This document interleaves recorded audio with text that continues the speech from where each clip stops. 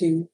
And I think it is important to indicate that this is a continuation of the meetings that we have already held in considering the tariff application for licensed distributors for the financial year 2025-26, and input made by members in terms of guidance and points of enhancements, etc., are applicable to these applications that we are going to be considering today. And therefore, then there will be no need to really repeat some of the inputs that have been made, unless if a member would want to emphasize any of the points that have already been made or would like to bring a new point in relation to this application.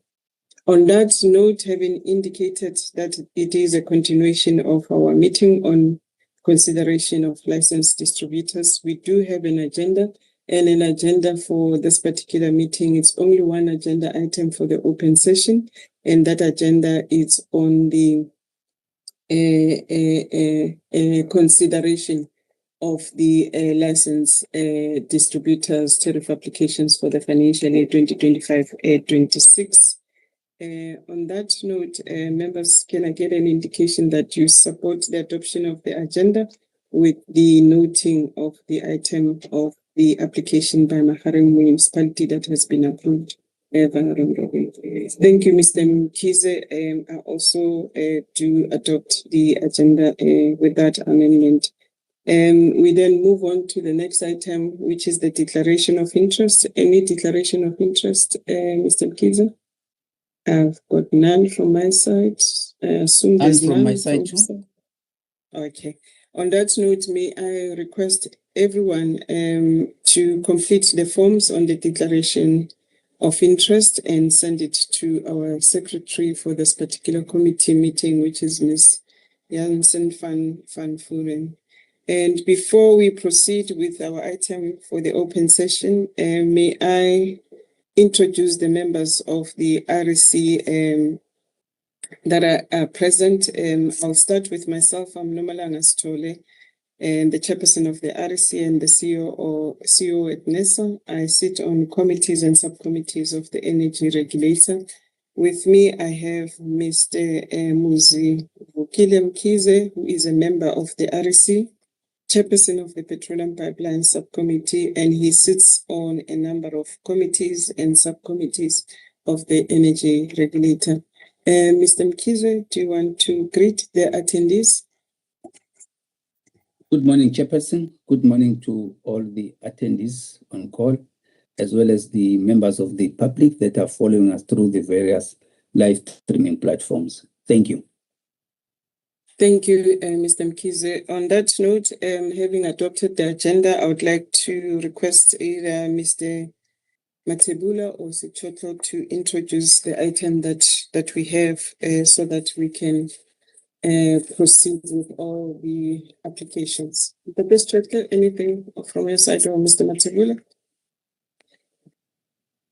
Chair, I support that we proceed. We would just want to highlight that as per our Annexure 1, we would love to start with Alfred Duma instead of AECI due to its linkage to eThekwini. So we may proceed, Chair. Thank you. Thank you. Thank you, Mr. Matebula. I'm just trying to get to the agenda to see who's going to assist us with Alfred Duma. It's Mr. Chabalala. Mr. Chabalala, over to Alfred Duma's application. Good morning, Chairperson, members, management, and fellow colleagues. Alfred Duma is a municipality which is situated in the KZN province. In terms of compliance, this application was published by both NERSA and the municipality for stakeholder comments, and none were received. This municipality is doing well, Chairperson. This is evidenced by a surplus, while energy losses have been on a downward trend for the past 3 financial years under observation. This application is based on a new cost of supply study, which was analyzed and found to be in compliance with NERSA's cost of supply framework. The outcome of the cost of supply study indicates that the licensee requires a tariff increase of 15% to achieve cost-efficient cost reflectivity, and the licensee is applying for 15%, which is recommended for approval. For the record, the recommendations are on page 40 of 736 and read as follows, Chairperson. It is recommended that the members note the cost of supply study submitted by the municipality, that the tariffs be approved as recommended in the tariff analysis sheet for implementation on 1 July 2025. All cost information submitted by the municipality will be subject to an independent audit and may be clawed back upon receipt and verification of audited financial figures by the regulator and the municipality to submit a report accounting for all the costs that have been noted to enable the regulator to perform its independent verification audit. Thank you, Chairperson.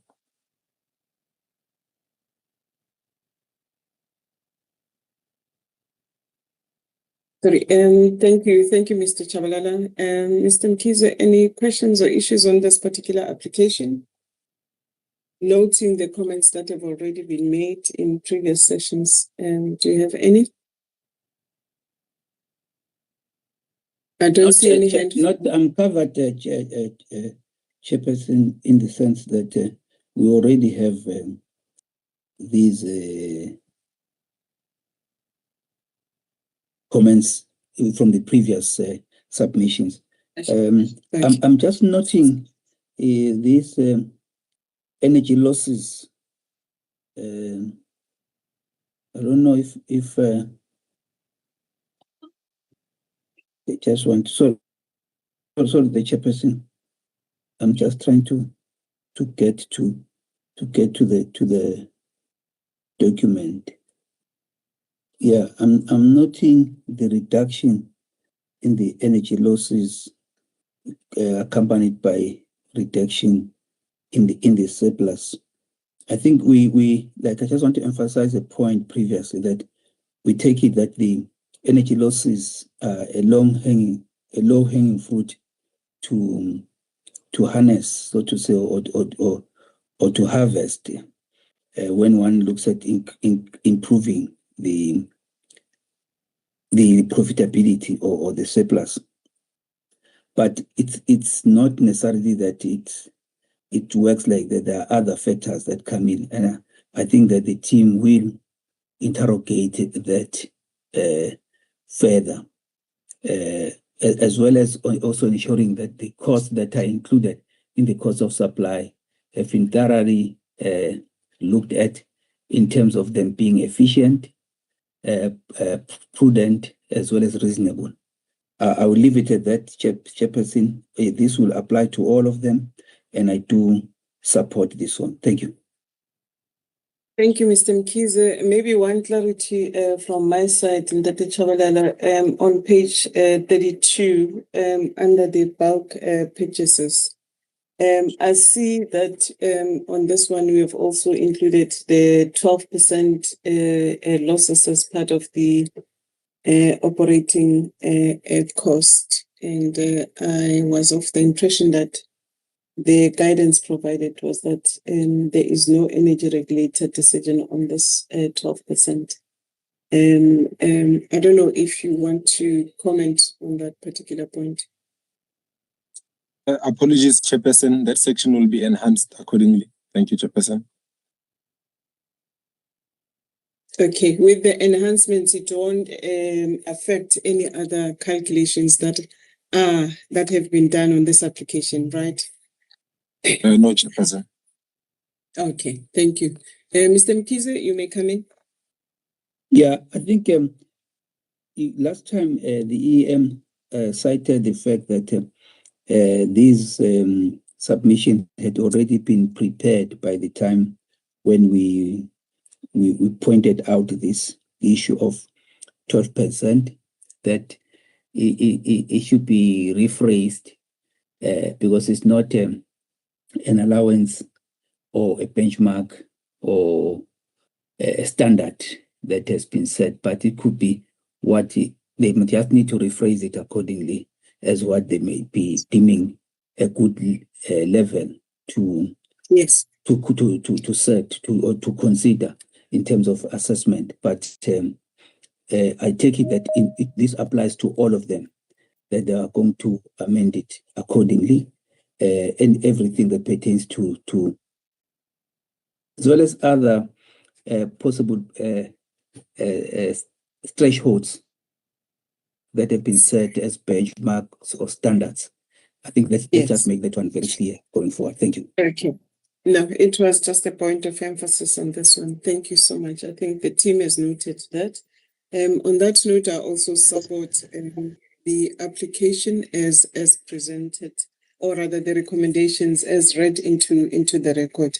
We'll then move on to the next application, which is an application by the City of Cape Town. Ms. Mapinya.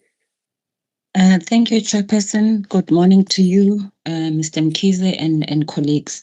Chairperson, I'd like your indulgence on this one because it is a unique case. The City of Cape Town is in the Western Cape and its application is based on a cost of supply. The performance of the city is good as indicated by a surplus of 12.5% as well as energy losses of 10.22%. And I would like to also bring to members' attention that there is a pending court case between the city and NERSA, where the city asked the court to review NERSA's decision for the 2022-23 and 23-24 tariff decisions. We are still awaiting the court's judgment on this matter. Chairperson, it is also important to note that the city has been implementing unapproved tariffs for the 22-23, 23-24, and 24-25 financial years. And these tariffs that they are implementing are higher than the NERSA approved tariff. This means that the city has been charging customers 2.13% more in the 22-23, 2.5% more in the 23-24, as well as about 4.50% in the current tariff cycle.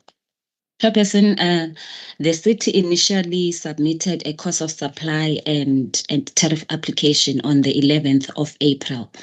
And then we conducted a preliminary screening of the information contained in the application, and we established that some steps of the COS were missing and that therefore this did not meet the requirements of the NERSA framework.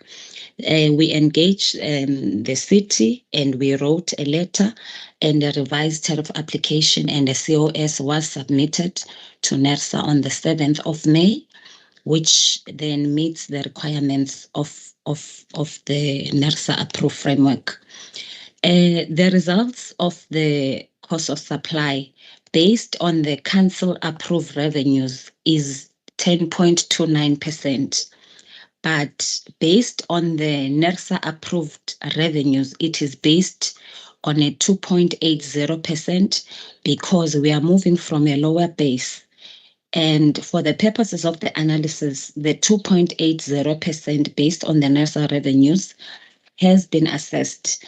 And considering that we cannot deviate from our own decision, therefore the NERSA revenues have been considered. We've also received a number of stakeholder comments with regards to this application. We've received 100 stakeholder comments. The first group of stakeholder was GVS Law on behalf of the South Africa Property Owners Association. The second stakeholder was the United South African Party, as well as comments received from 98 private individuals. And I must bring to attention that initially we received 97 comments from these private individuals before the closing date. But then one was received after the closing date, but we thought that we should include it because they are raising the same issues that the other private individuals are raising. And a list of names, Chairperson, for these individuals are provided on page 65 of the submission. And then in terms of the summary of the issues at hand that were raised, the first one is about inadequate consultation by NERSA, where the stakeholders are complaining that there was no public hearing, as well as the time frame of the publication by NERSA that is short. So how NERSA dealt with it is that NERSA has complied with the statutory requirements of the public consultation and published the application on the NERSA website on 19 May for a period of 17 days. For a period of 14 days.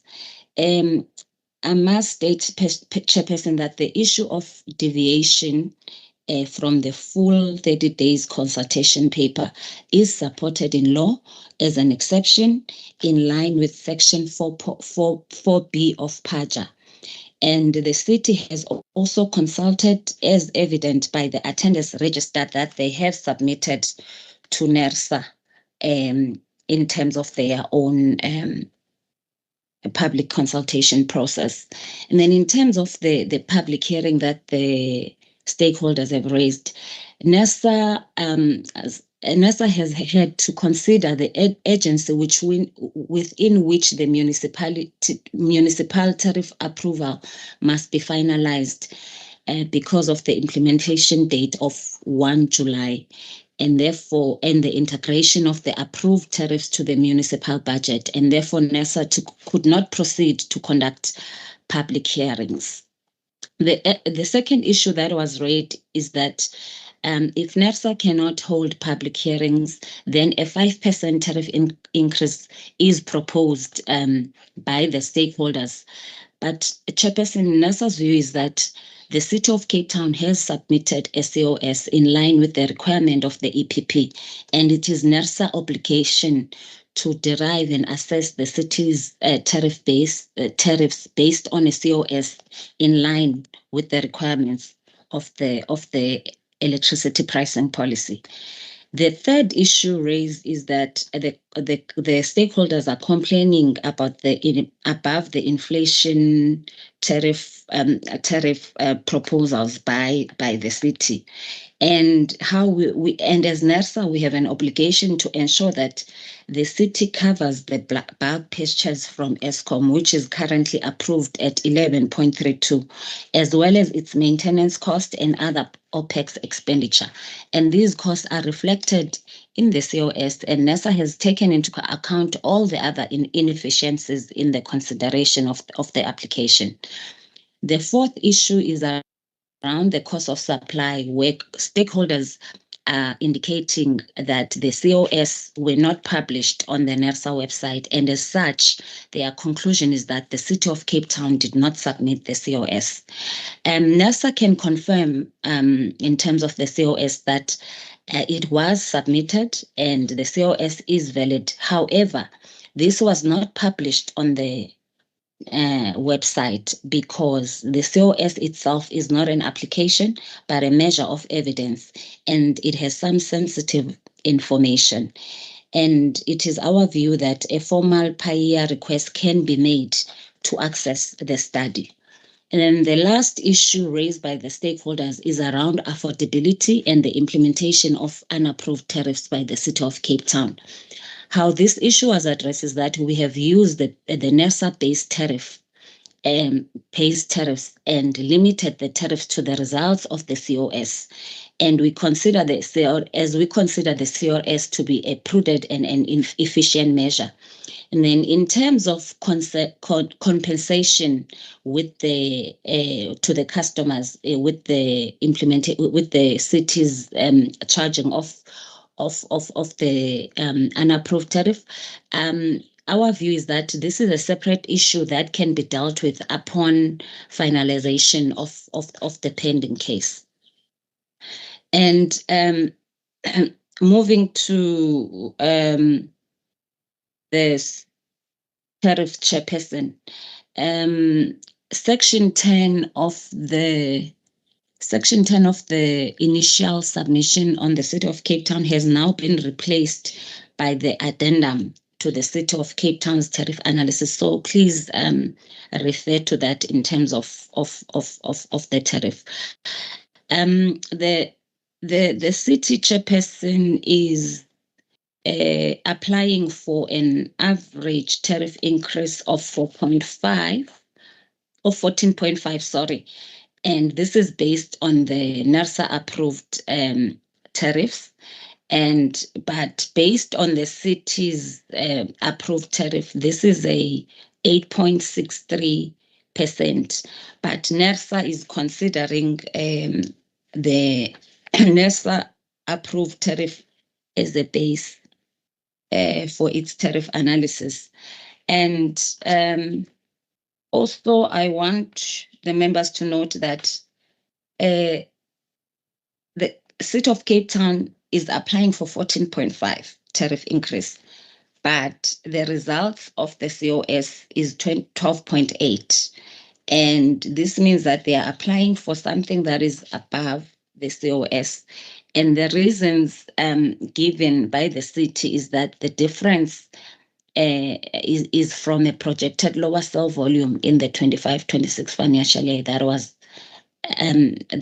was expected, that was not expected in 2024-25. However, NERSA is used tariffs that are based on the COS.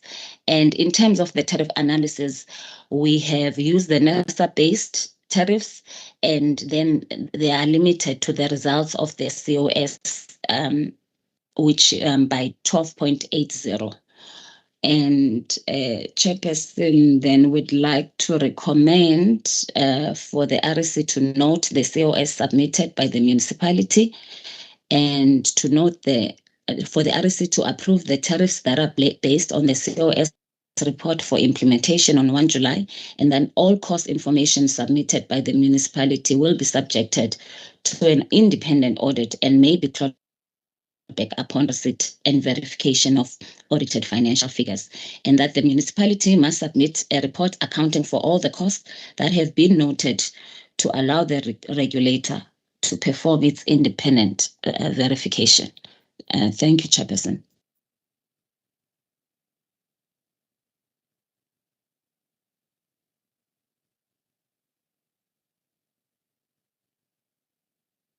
Apologies, I couldn't move my mouse very quickly. Any comments, any issues, Mr. Mkize, or points of clarity on this particular application?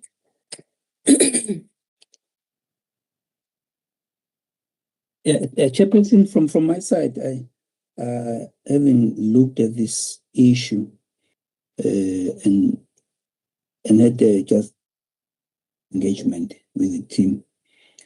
On this one, I remain of the view that it sets us on a new path with the City of Cape Town. There is a dispute, which is a separate matter, and then there is also the issue of whether, from that court decision, will the outcome entail some kind of payback or clawback. We leave them as a separate issue. And really, from our side, it is a question of looking at this from our base, which is a lower base, and therefore a higher percentage change that is required in terms of the COS. And I support that we stick to what the COS provided and not allow anything higher than the COS figure. So I would support that. So going forward, one would say that we rely on the COS, and then we still have got to do like we are doing with every distributor in terms of further detailed interrogation of the prudency, reasonableness, efficiency of the cost that are included in the COS. I therefore, from my side, support the approach taken, as well as the responses to the parties that have sent comments, because it's just responding head on to them, and also I think undertaking to improve on the system, like I've said, concerning these costs. So I don't really find a fault in terms of the approach you are taking and the outcome then, or the output out of that approach taken. So in brief, I do support the recommendation, taking all the comments that have been put forth previously. Thank you. And thank you, Mr. Mkize. And I think on my side as well, I do support the use of the NESA approved tariffs as a base, which is that 10.29 indicated on page 55, and also limiting the application to the COS outcomes. And also just to get confirmation from Ms. Mapinya that all the comments that were received were considered with this particular application.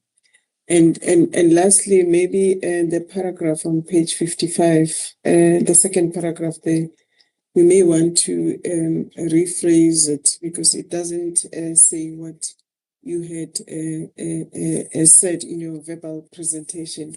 Maybe it's the way I may have read it, but it doesn't come out clearly the way you have said it. And if I may reiterate what you have said was that the city has applied for a 14.5 increase, and the COS is coming up at 12.8, and NESA base is at 10.29. So if you look at what is said on that page, especially the last line, it contradicts the earlier. The last sentence contradicts the sentence before that. If you can just rephrase that, but otherwise I do support that the issues of the other years unapproved tariffs that have been applied by a municipality, it's a separate issue that is pending within our courts, and that we have assessed the application based on what was approved by the energy regulator. Do you want to comment, Ms. Mapinya? Otherwise, we will move on to the recommendations in terms. Just to say, Chairperson, yes, the city is applying for a 14.5. And the COS results is 12.8, but the 14 and the 12.8 are based on the NERSA base. However, based on their council approved based, the COS is 8.63, and the tariff application is 10.29. So I just wanted to clarify that, but I have noted your guidance, Chairperson, and I will revise that paragraph accordingly. Okay, thank you. On that note, I think, Mr. Mkize, the recommendations have been read into the record. Can we formally then indicate our approval of this particular application? Thank you, Mr. Mkize, and I also support the approval. We then move on to the next application, and the next application is from the city of Ekurhuleni. Ms. Masike, if you can take us quickly through that particular application. Over to you, ma'am. Thank you, Chairperson. Good morning to you and the members and the colleagues. City of Ekurhuleni is situated in the Gauteng province. The municipality is not doing so well as evidenced by the deficit, but the energy losses have decreased slightly. When we come to the results of the COS, the COS that was submitted is compliant with the energy regulators framework, and the results of the COS suggest that the city should increase the tariffs by 18.95%. And the application is for 13.4, but most of the tariffs have been limited to 11.32.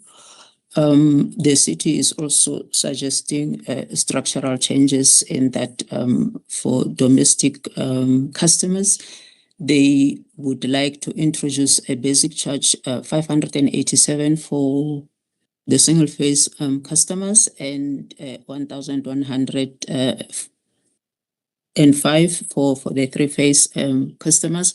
But the city is then suggesting that this basic charges be phased in over a period of 5 years.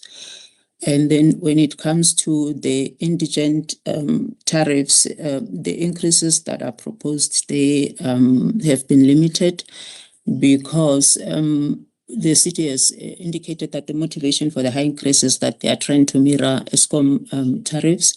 But ESCOM has, when they applied for the RTP process, they have actually dealt away with the IBTs. So the increase there is limited to 11.32. And then for tariff I, where the city charges city power supplies, we are requesting that those tariffs be applied as be approved as applied for, as well as tariff J, and then the SSEG tariffs are in line with the approved NESA framework, as well as the wheeling tariffs. We have received one stakeholder comment from Renew Consulting. The comment was about the impact of solar installation on a particular customer who is on tariff E. We've consulted with the municipality because we didn't have the profile of consumption of the particular customer, but the city indicated that it is exactly that. It refers to the impact of customers using solar versus customers using electricity, and the application for tariff E is basically for customers who use electricity. But also we've gone further to check the impact in the tariff application. The results of the COS indicate that tariff E that is referred to here is slightly overcharged, and the municipality has indicated that it will be further investigated, but we've limited the increase there also to 11.32. Taking into account the guidance provided by members in previous meeting and in this meeting, Chairperson, we are recommending that NERSA notes the COS submitted by the municipality. The tariffs that are based on the cost of supply be approved as recommended for implementation on the 1st of July.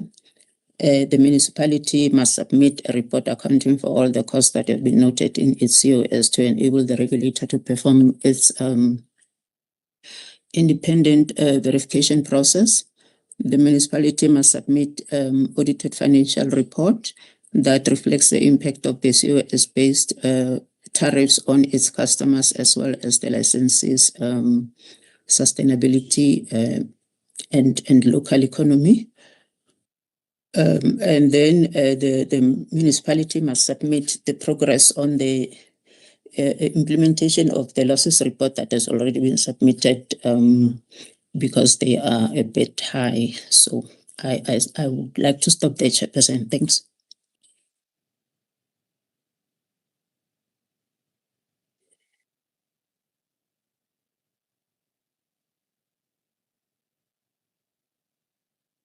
Chair.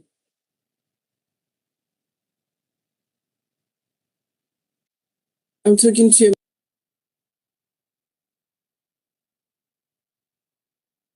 Chairperson, you're still on mute.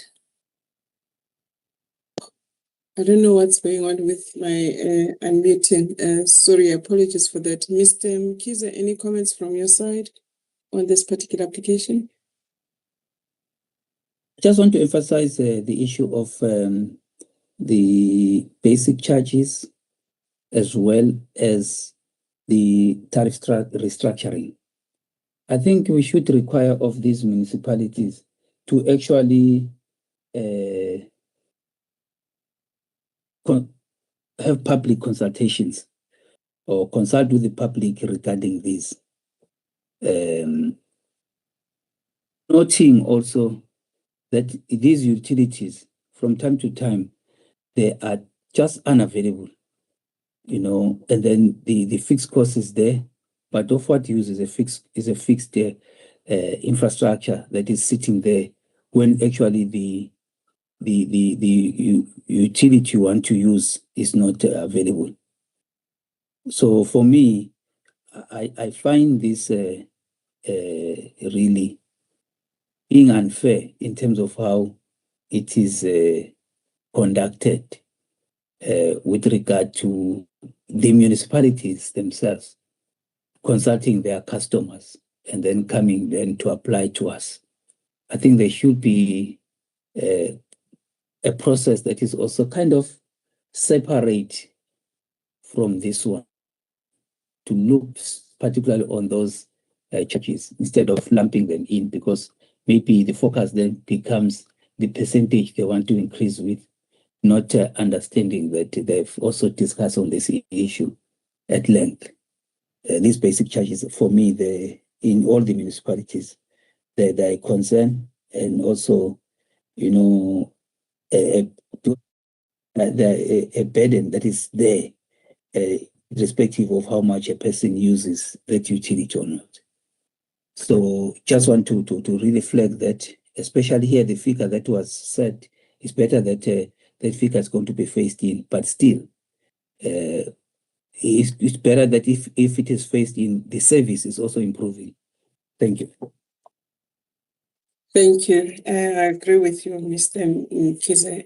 I think Team EPT, that's an emphasis on the need to look at these fixed charges. I also had a concern when I looked at what is being proposed in this application.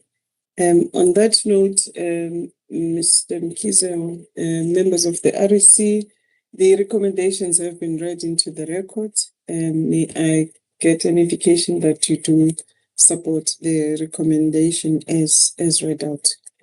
I do support, Mr. Mkhize. Thank you, Mr. Mkhize. The recommendations are supported, with the emphasis on that particular point made on the issue of these fixed charges on new tariffs introduced by the licensee. We move on to the next application. The next application, it's on the list, it's in City of Matlosana, and I think it's a return application. It is on page 349. Ms. Mapitsing, do you want to take us through that application? Good morning, Chairperson, members and staff. Also, I wanted also to highlight, but you already did that, the tariff is sitting on page 349. The city of Matlosana is situated in Northwest Province. The municipality is proposing an average of 9.3 for the financial year 25-26. The financial and technical performance of the licensee is not satisfactory, as indicated by the deficit and the high energy losses. Chairperson, this tariff application was recommended, as you highlighted, for approval on the 18th. Then the submission was withdrawn due to additional information that needed to be incorporated in the submission. The municipality and NESA have complied with the statutory requirements on public consultation process. There were 2 comments received from private individuals. Chairperson, one of the concerns raised by the stakeholder was regarding the licensee insufficient infrastructure maintenance. NESA assessment indicated that the maintenance being carried out by the licensee is not adequate to prevent disruptions. Then on 13 June 2025, NESA officials led by the head of the department met with the municipal officials, discussed the stakeholder concern and the assessment findings. The municipality highlighted that it was prioritizing corrective maintenance due to financial limitations, but they have started with the preventive maintenance. The municipality has submitted additional information which the team included in the submission. Chairperson, I just want to also highlight that this municipality is one of the top 14 that owe ESCOM. The municipality submitted information that revealed that it qualified for debt relief program, which then was approved by National Treasury on 1 June 2023. The municipality was granted their first year debt write-off. However, the information also revealed that this license is unlikely to qualify for the second debt write-off at the end of the second debt relief compliance cycle on 30 June 2025 due to the outstanding Eskom current account balance. In terms of cost of supply, the municipality submitted the cost of supply study, which was assessed and to determine if it meets all the requirements of the cost of supply framework. NERSA worked closely with the licensee. All costs provided by the licensee have been verified against the deformed trial balance audited financial statements. Further costs that were deemed inefficient were also disallowed. The cost of supply recommend an average increase of 12.1 for the licensee to achieve cost reflectivity. However, the municipality is proposing 9.3 increase for 25-26 financial year. Just for time, our recommendation is sitting on page 366 of 736. It read as follows. The energy regulators know the cost of supply submitted by the municipality. The energy regulator approves the tariff that are based on the cost of supply as recommended in the tariff analysis section for implementation by the Munich with effect from 1 July 2025. The municipality must submit a report accounting for all costs that have been noted to enable the regulator to perform its independent verification. All cost information submitted by the municipality will be subjected to an independent audit and may be clawed back upon receipt and verification of audited financial figures by the regulator. The municipality is required to implement and monitor the plan set and submit a progress report to NERSA on a quarterly basis starting from 30 September 2025. All points of enhancement by members are noted. Thank you, Chairperson. Thank you, Ms. Mapiting. Members, Ms. Mkize, any comments on this particular application? If you do have any, please do come in.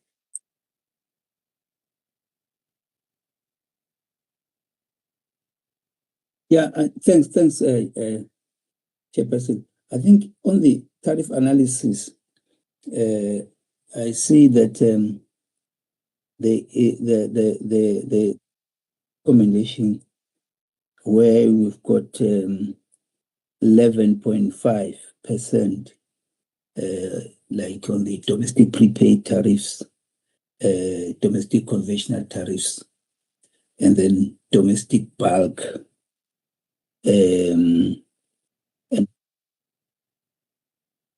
initial ones are increasing at 9%.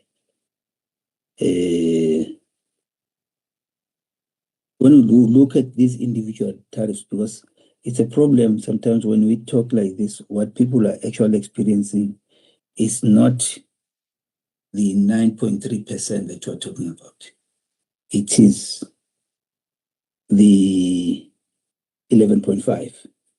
And proper communication around these matters becomes important, because we've got a situation where I understand that the industrial and commercial customers could be at a high figure already in terms of the quantum and the increase.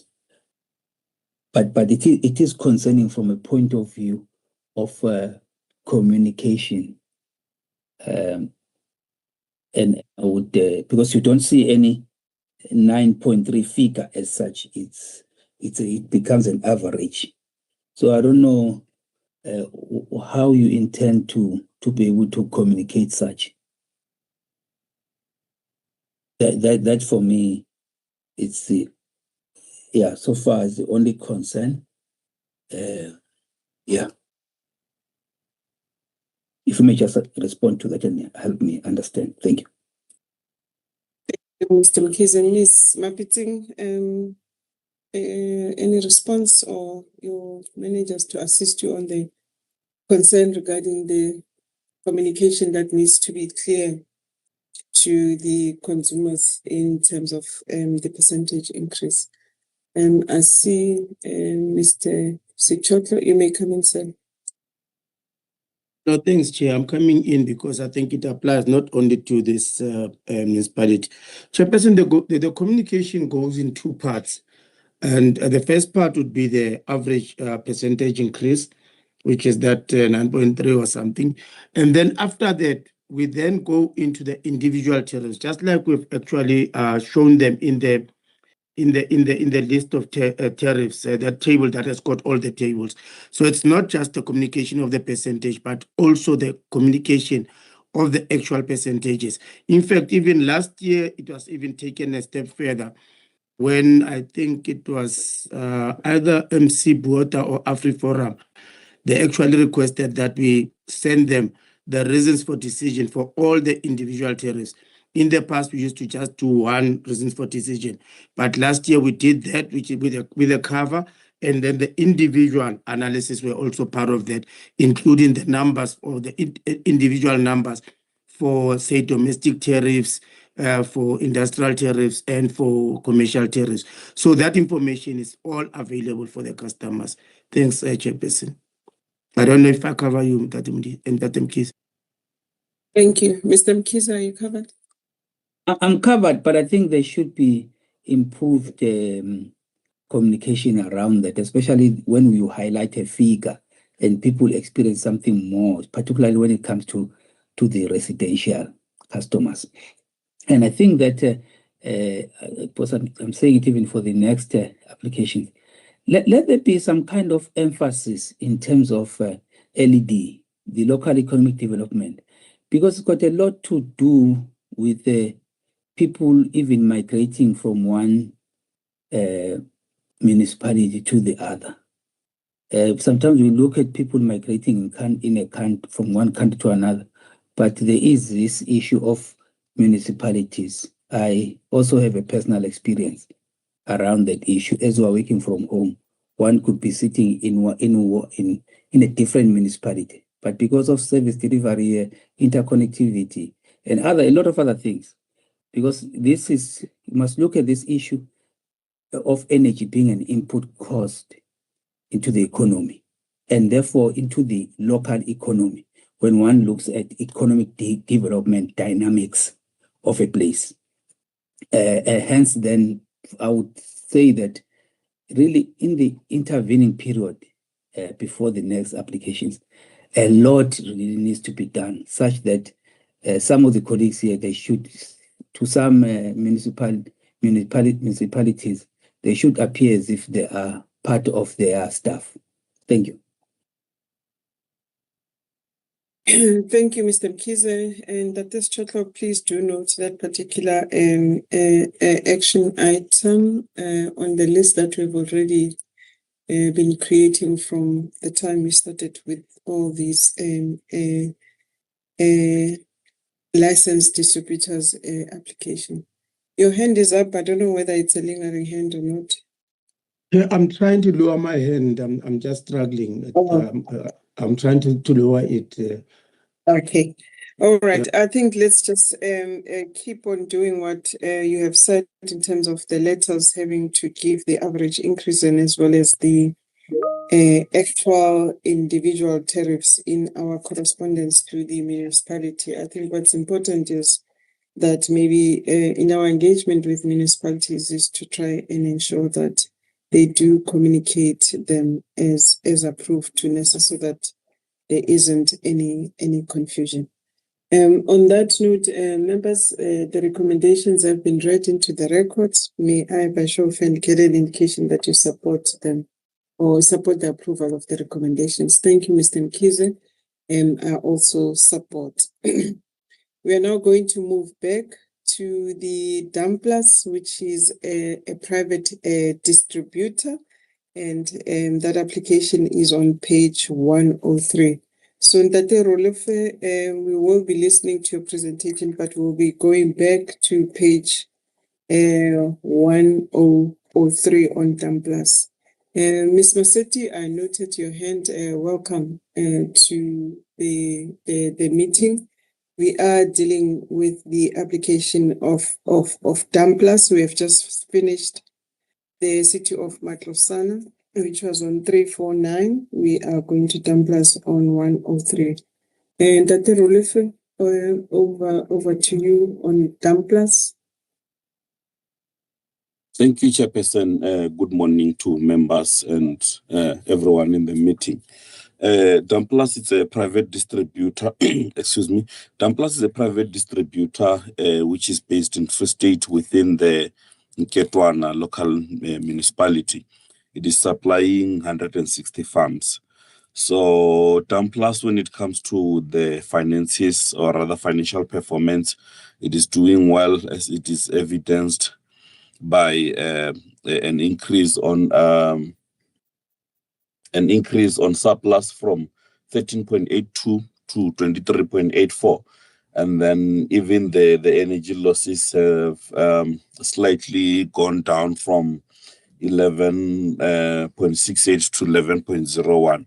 When it comes to the tariff applications, Damplus and NERSA have both complied with the statutory requirements, and with regards to publication of the tariffs, and no comments were received. And when it comes to the cost of supply, Damplus has complied with the NERSA framework with regards to the compilation, or rather the crafting of the cost of supply. And the results of the cost of supply resulted into a 12.7%, and Damplus applied for 12.7, which is a reflection of the cost of supply. And during the assessment, no inefficiencies or imprudent costs were found, and it is therefore, by this time, we recommend for an approval of very same 12.7%. Then, Chairperson, I will accompany this whole presentation by the recommendations which are on Section 5 of the submission, which reads as follows. It's recommended that the energy regulator notes the cost of supply report submitted by the private distributor, and it is recommended that the tariffs that are based on the cost of supply are approved as recommended by the tariff analysis section for implementation by the municipality with effect from the 1st of July 2025. And it is also recommended that the municipality submits a report accounting for all the costs that have been noted in its cost of supply study to enable the regulator to perform its independent and verification and also an audit process. Finally, Chairperson, it is recommended that the municipality submits an audited financial report that reflects the impact of its cost of supply based on tariffs, on cost of supply based tariffs on customers, as well as the licensee sustainability and also local economy. And then furthermore, the date on which the report is to be submitted is included in the correspondence to the municipality or licensee. I submit, Chairperson. Thank you. Thank you, Mr. Rolifwe. Members, any questions, issues, or points of enhancements on this particular application by Damplus? If not, the recommendation on 112 have been read into the record in an enhanced manner, linked to the comments made by members in previous applications. And on that note, can I get an indication that the members do support the recommendations as read into the record? Thank you, Mr. Mkhize. Thank you, Ms. Maseti. I also support. We move on to the next one, which is the Khatlong local municipality. Ms. Mapitse. Thank you, Chairperson. Firstly, I just want to correct percentage municipality applied. It's on the cover sheet is written 12. It was a typo, Chairperson. Actually, it's 11.7. The municipality is proposing average increase of 11.7. The financial and technical performance of the licensee is not satisfactory, as indicated by the deficit and the energy losses. The licensee and NERSA have complied with the legislative requirements on public consultation process, and there were no comments received. NERSA worked closely with this licensee, and all costs provided by the licensee have been verified against the deformed trial balance and audited financial statement. Furthermore, costs that were deemed inefficient were also disallowed. The cost of supply study recommends an average tariff increase of 20.3 for the licensee to achieve full cost reflectivity. However, the licensee is proposing 11.7 increase for 25-26 financial year. Some of the consideration for this decision include the licensee requirement to maintain a sustainable tariff level to stimulate demand, ability to cover Eskom bulk. Recommendations read as follows, Chairperson. The energy regulator notes the cost of supply submitted by the licensee. The energy regulator approved the tariff that are based on the cost of supply as recommended in the tariff analysis sheet for implementation by the municipality with effect from 1 July 2025. The municipality submit a report accounting for all the costs that have been noted to enable the regulator to perform its independent verification. All cost information submitted by the municipality will be subjected to an independent audit and may be clawed back upon receipt and verification of audited financial figures. The municipality is required to implement and monitor the plan set and submit a progress report to NERSA by 30 September 2025. All points of enhancement by the members are noted. Thank you, Chairperson. Thank you, Ms. Mapitsing. Members, any questions, issues of clarity or points of enhancements on this particular application? If you have any, please do raise your hand. I'll give you an opportunity to give your input. I don't see any hand from the members, and from my side, I don't have any input to make on this particular application. On that note, members, the recommendations have been read into the record. Mr. Mkhize, are you voting or? I do support, Chairperson. Just want to raise one issue that Okay. Having looked at the private distributor, having considered also distributors like Centrelec, I think it is important for the team to look at lessons that are being learned in terms of distribution of electricity at local level and be able to also put some thought in the delivery model or supply model that needs to be used maybe for improvement, and not just simply look at the municipalities having to improve to reduce the losses. It's me just thinking that there could be a need to maybe to revise the model. You have maybe a utilities a company that is serving one or two municipalities, more, to be able to derive some kind of efficiencies and kind of distances to distance that party from the municipalities, the dynamics maybe that could be hindering improved service delivery at local level.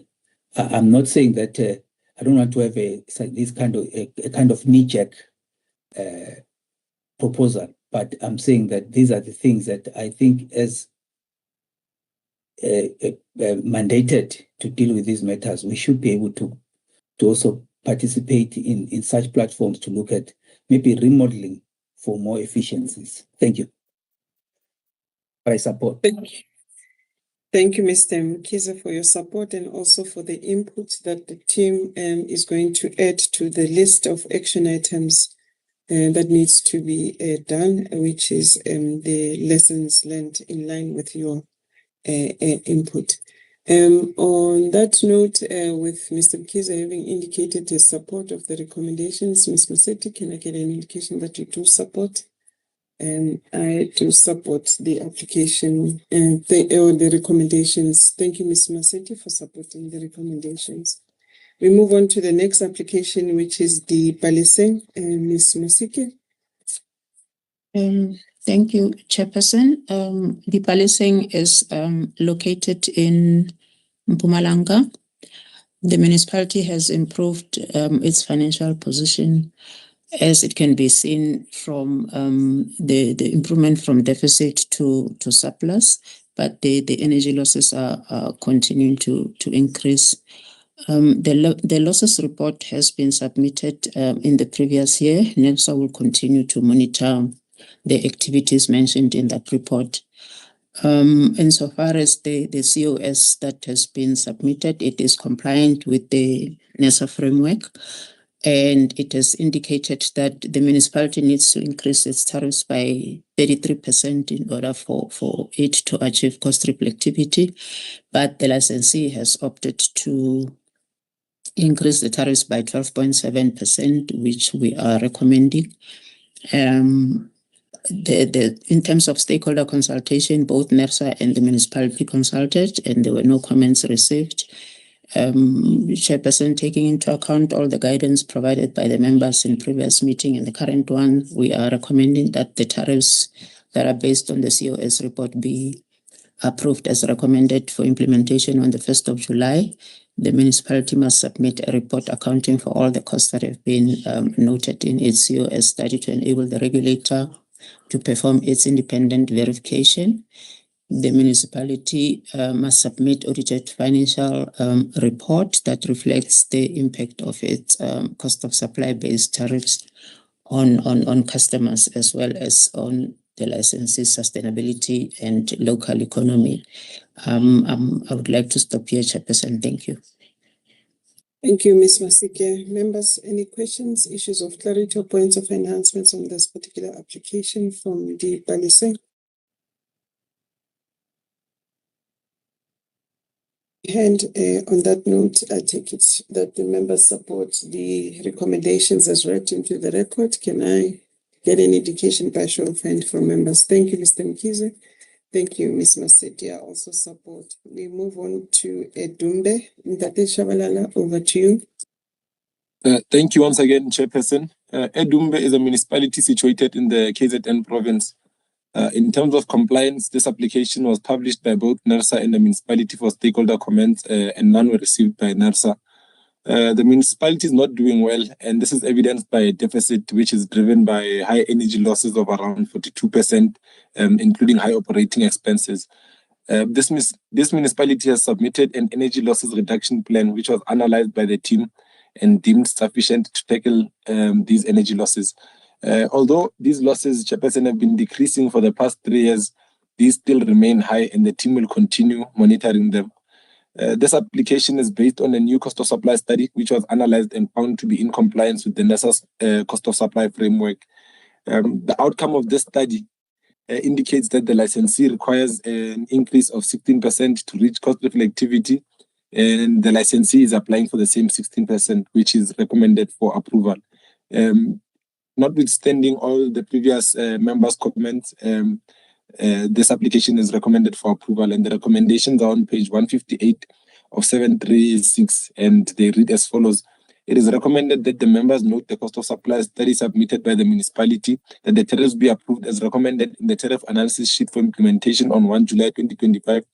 All cost information submitted by the municipality will be subject to an independent audit and may be clawed back upon receipt and verification of audited financial figures by the regulator, and the municipality to submit a report accounting for all the costs that have been noted to enable the regulator to perform its independent verification audit. Thank you, Chairperson.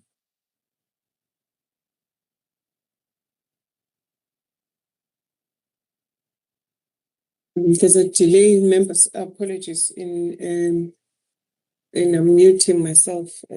Members, any issues, comments, points of enhancements on this particular application from Edumbe?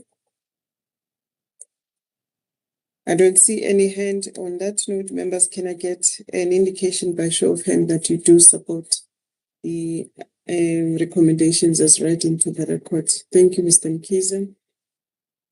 Thank you, Ms. Maseti. I support. We move on to the next application. It is from Emma Lahleni.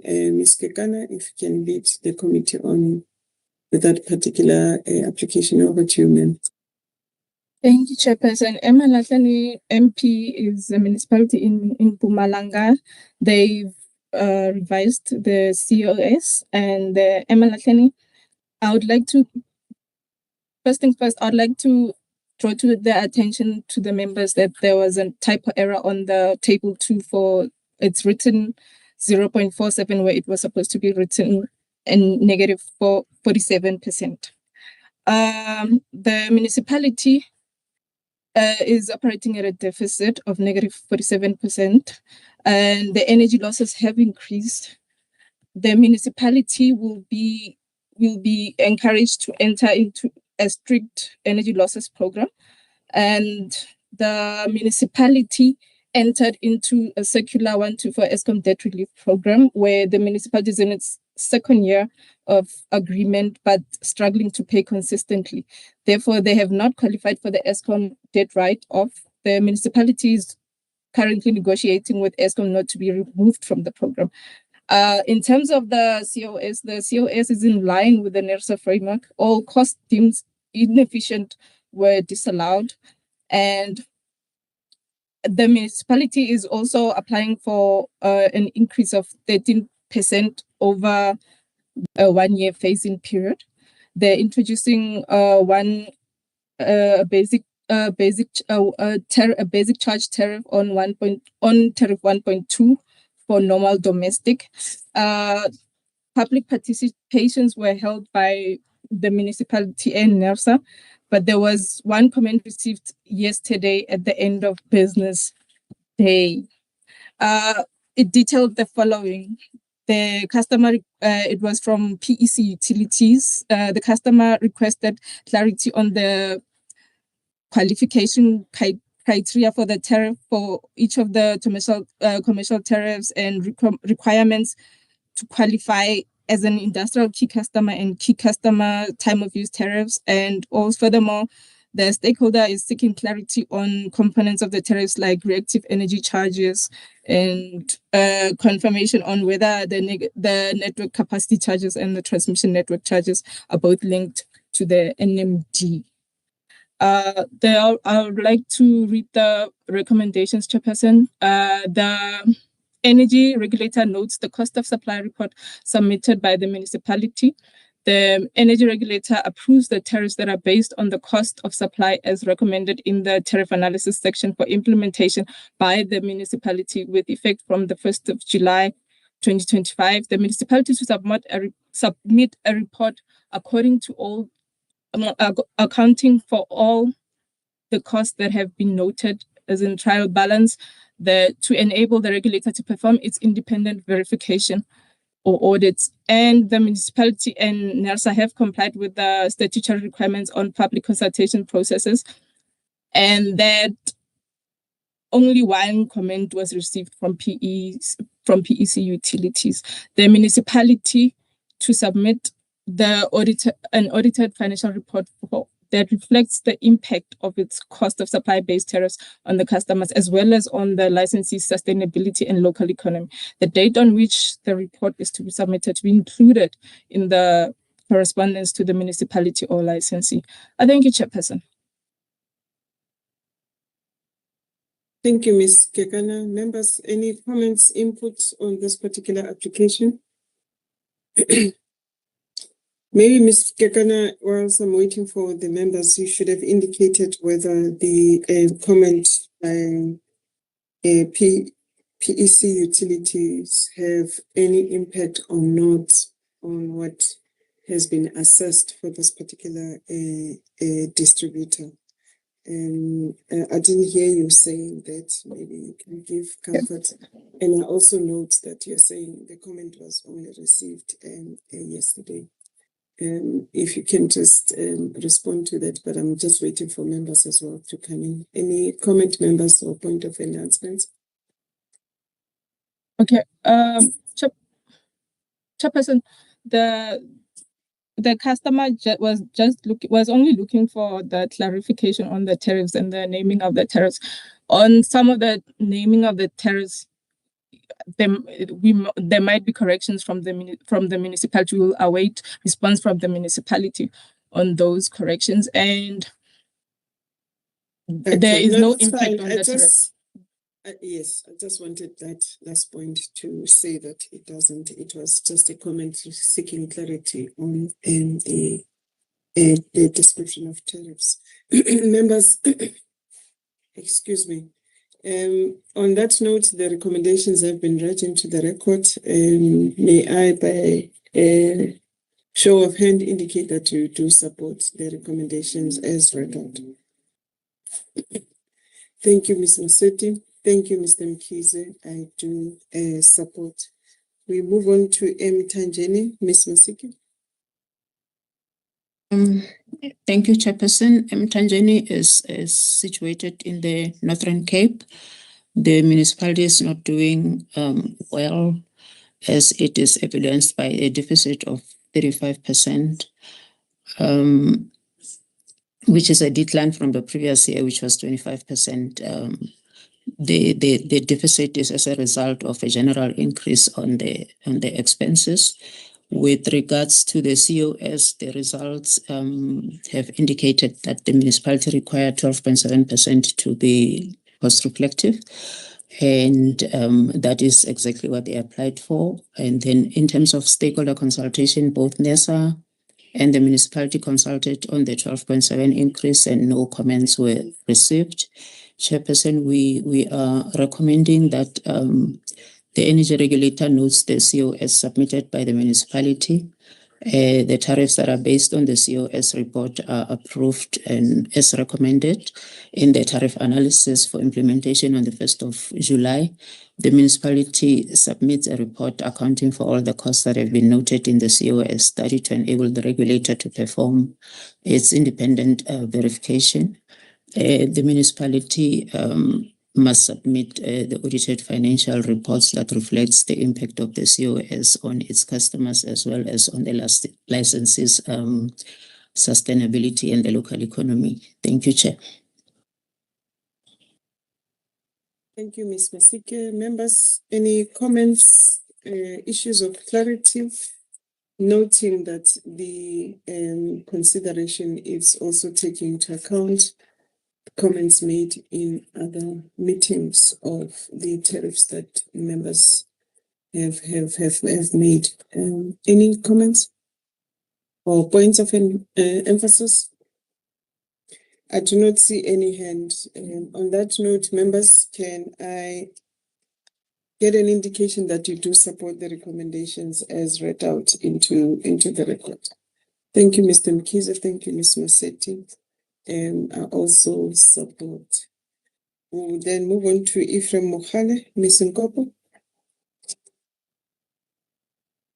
Thank you, Chairperson. Ephraim Mohale is applying for an increase of 11.87. The municipality's financial performance appears to be relatively stable, as indicated by the surplus and the single-digit energy losses. The licensee submitted a revised COS study, which was assessed to determine if it meets the requirements of the approved COS framework. All the costs provided by the licensee have been verified against the latest audited financial statement, and furthermore, all costs that were deemed inefficient were disallowed. The COS study recommends an average increase of 17.5 for the licensee to achieve cost reflectivity. However, the licensee is proposing an average increase of 11.87 for the financial year 25-26.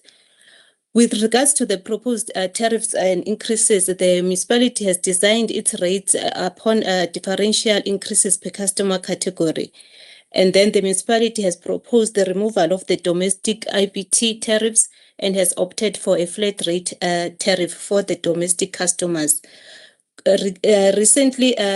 Previously, the conventional tariff had a basic charge, so the municipality has included that even in this financial year. And then for the prepaid customers, since also they have removed the IPT and now it's a flat rate, the municipality has proposed a basic charge for these customers.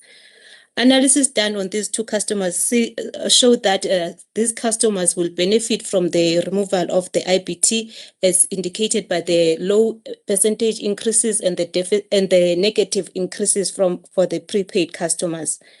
And then for prepaid customers, commercial customers, the municipality has also introduced a basic charge and reduced the energy charge for these customers. Furthermore, NERSA will monitor and assess how the removal of the IPT and the introduction of basic charges will impact the domestic and commercial customers. The municipality has also introduced an SSCG tariff that has been proposed in line with the approved NERSA framework. The licensee and NERSA have complied with the legislative requirements on public consultation processes, and no comments were received from stakeholders. The recommendations read as follows, which are on page 221.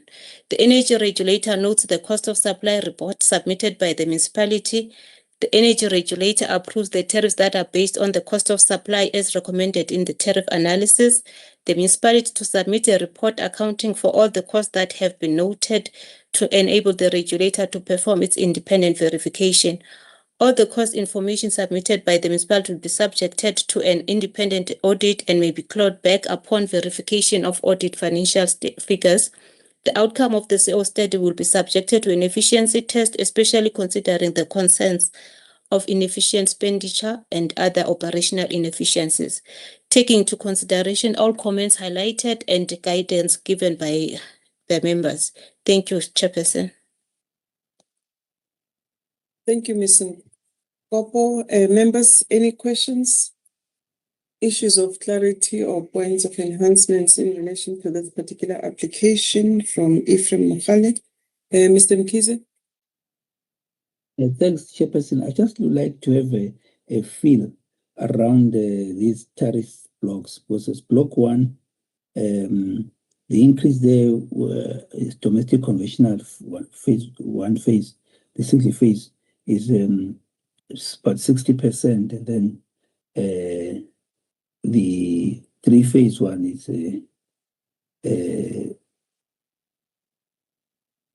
3 almost. What is the percentage? I'm saying this from a point of view of what one experiences, because you could have people trying to use less, but it means they're gonna increase a lot. But when you've got a bulk of them maybe already operating at block 3, one would say that it shouldn't be a problem. Just want to get a feel of the distribution of the customers amongst these blocks.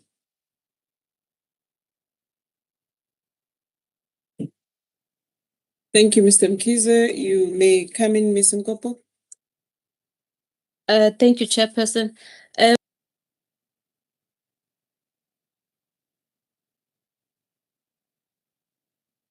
Set yourself. Sorry for that, Chairperson. With regards to the customer base of these customers, they are normally affluent customers that consume above 600 kilowatts. So with this introduction of the IPT, the municipality realizes that there might not be a huge impact, considering that the average impact considers a lower percentage increase on those customers.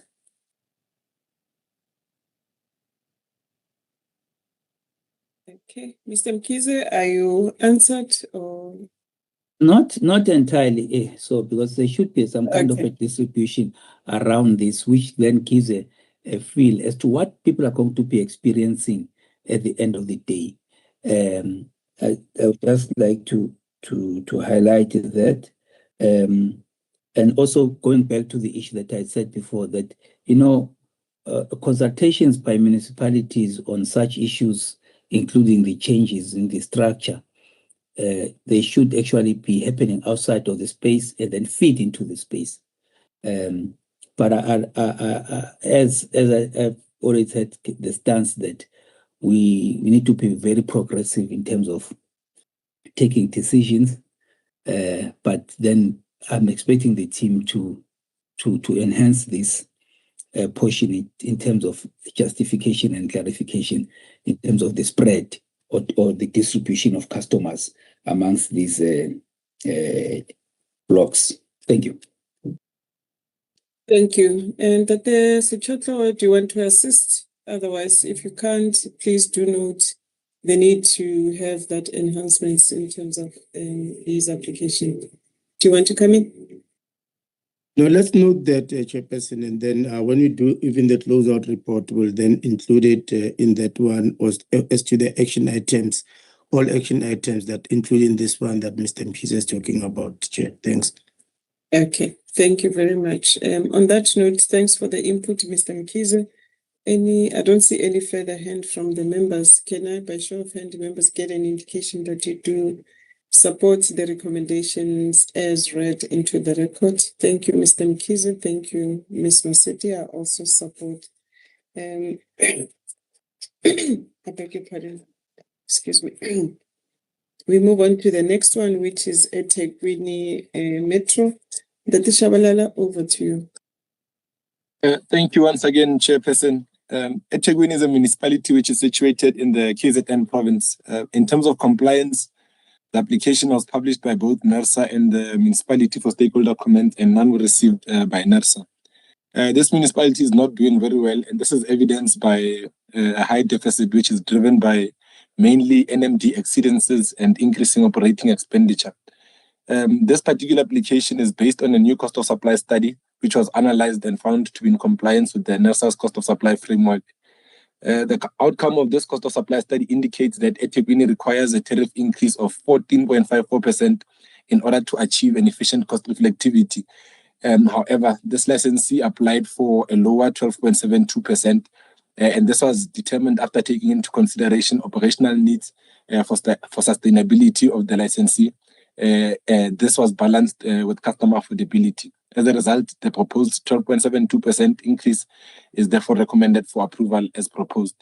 Before I move to reading of the recommendation, Chairperson, I would like to highlight one particular tariff of interest, which is the industrial time of use. The movement in this tariff element appears to be erratic.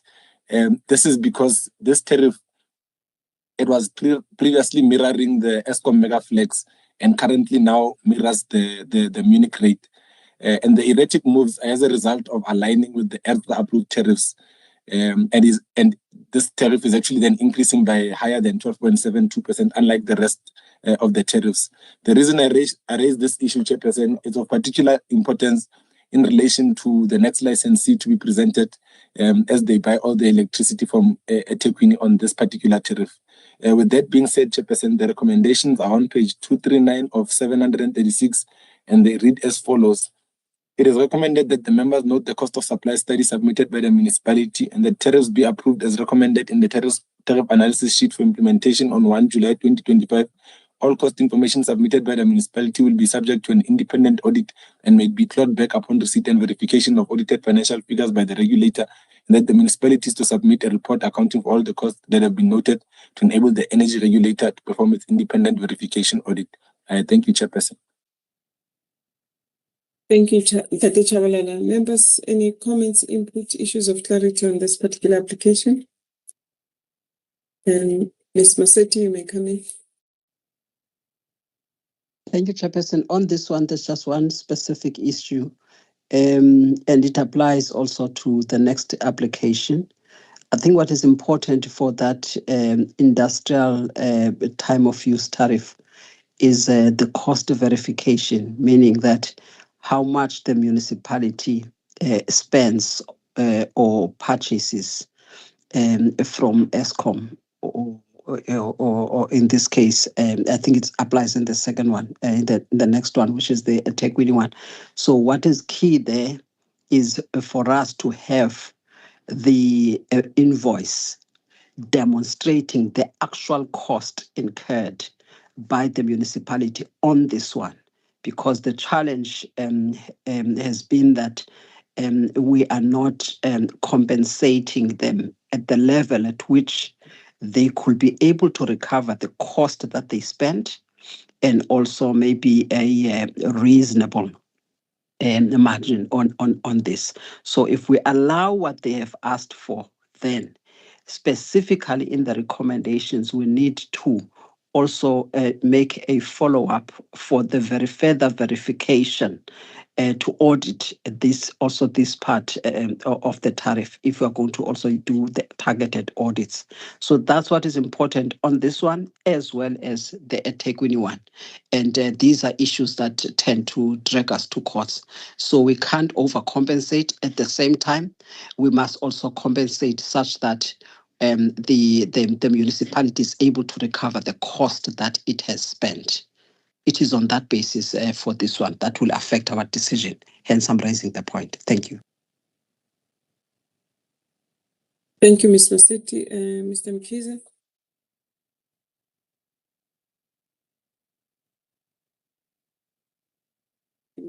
You may Hello? be muted. Can you hear Yes, me? yes, we can hear you now. Oh, thank you. From my side, I'm covered by Madam Maseti, partly covered also as part of the post approval action items to be embarked upon. But at the same time, I also would like to appreciate presenters' inclusion of year 2021-22. I think it looks much better if we've got years that we are able to track in terms of the performance indicators. And I think going forward to also consider maybe including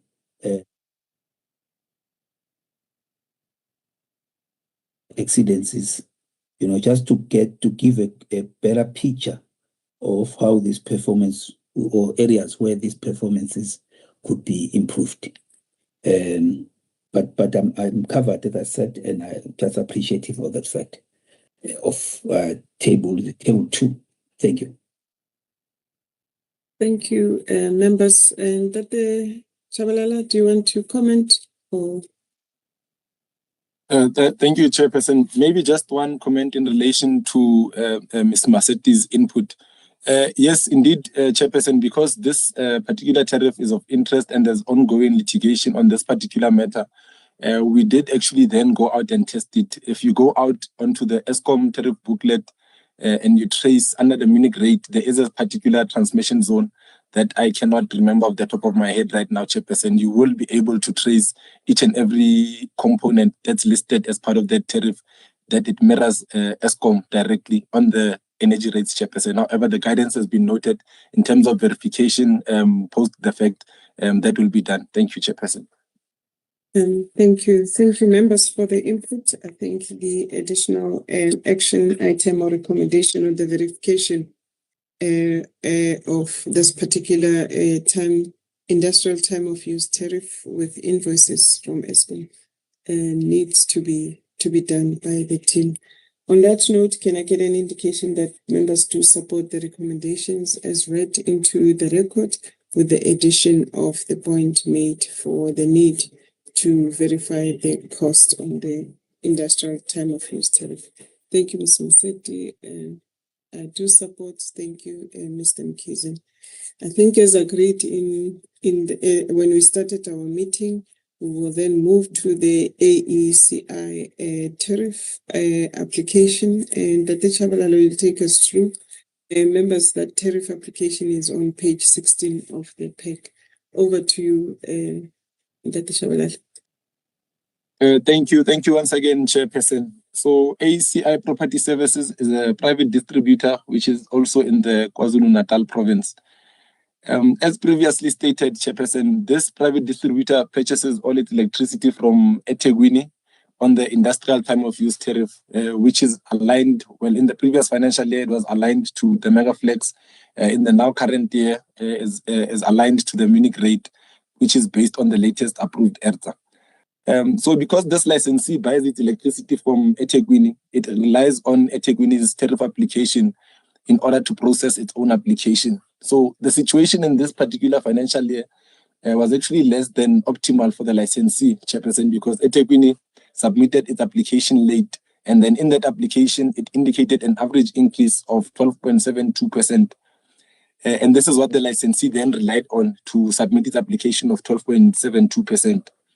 But because now eThekwini was late, this meant that the licensee did not have sufficient time to analyze the impact of eThekwini's application on its own operations. So after having applied eThekwini's proposed increase post the fact on its, after having applied eThekwini's proposed increase on the industrial time of use tariff based on its own consumer profile, it became clear that the increase to be felt was actually 15.4% and not the 12.72% in line with eThekwini's all other tariffs. As I've indicated when I was presenting eThekwini, all the other tariffs were increasing by 12.72 with the exception of this industrial time of use, which was increasing by more than that. So the licensee has actually then provided us with data to substantiate this based on its own profile. This data was analyzed and it really does speak to the 15.4% as envisaged by the distributor. However, it's important to note, Chairperson, that this 15.4% as applied for by this private distributor is still lower than the increase of 30.4%, which is required to reach cost reflectivity, as indicated by the outcomes of its cost of supply study. As a result, Chairperson, this increase is recommended as proposed, since this licensee mostly supplies to a few large customers, which tariffs are aligned to the industrial time of use from eThekwini. One further thing to note, Chairperson, is that this licensee has no domestic customers. It only supplies mostly to large customers. Lastly, Chairperson, we can conclude that the stakeholders are actually aware of the situation that this private distributors' tariffs mirrors eThekwini's increases, and this has been the case historically, Chairperson, so this is nothing new. With that being said, Chairperson, the recommendations on page 27 of 736, and they read as follows. It is recommended that the members note the cost of supply study submitted by the licensee, that the tariffs be approved as recommended in the tariff analysis sheet for implementation on 1 July 2025. All cost information submitted by the licensee will be subject to an independent audit and may be clawed back upon receipt and verification of audited financial figures by the regulator, and the licensee is to submit a report accounting for all the costs that have been noted to enable the regulator to perform its independent verification audit. Thank you, and apologies for taking long, Chairperson. Thank you. No, that was important just to indicate the change we even made in the agenda of the linkage between eThekwini and AECI. Members, questions, issues of clarity, points of enhancements on this particular application? Maybe one thing that I didn't hear you say, Babu Shabalala, I may have missed it, was whether these industrial customers supplied by AECI, were there any comments from them other than what you said, that they are aware that the supplier is buying from eThekwini at that industrial time of use tariff? Any comments? Chairperson, it's been historic to say that. I did indicate that historically, when I said they are aware, I was indicating that the increase by the private distributor always mimics an increase by eThekwini. So maybe I need a better word than to say they are aware, but yes, they are aware. Apologies, Chairperson. Okay, we just say that there were no comments from them based on the fact that they're aware. Thank you, members. Any questions, issues of clarity on this particular application? I don't see any hand. On that note, the recommendations have been read into the record. Can I get an indication by show of hand that members support the recommendation as read out? Thank you, Mr. Mkhize. I do support. Thank you, Ms. Maseti. We are going to move back to Ingoba, which is on page 240 members. Ms. Leburu, over to you. You may lead the committee with this application. Thank you, Chairperson. Good morning, members and colleagues. Ingoba Yetemba Municipality in the Eastern Cape Province has initially applied for a 16%, which was published with the application on the NERSA website.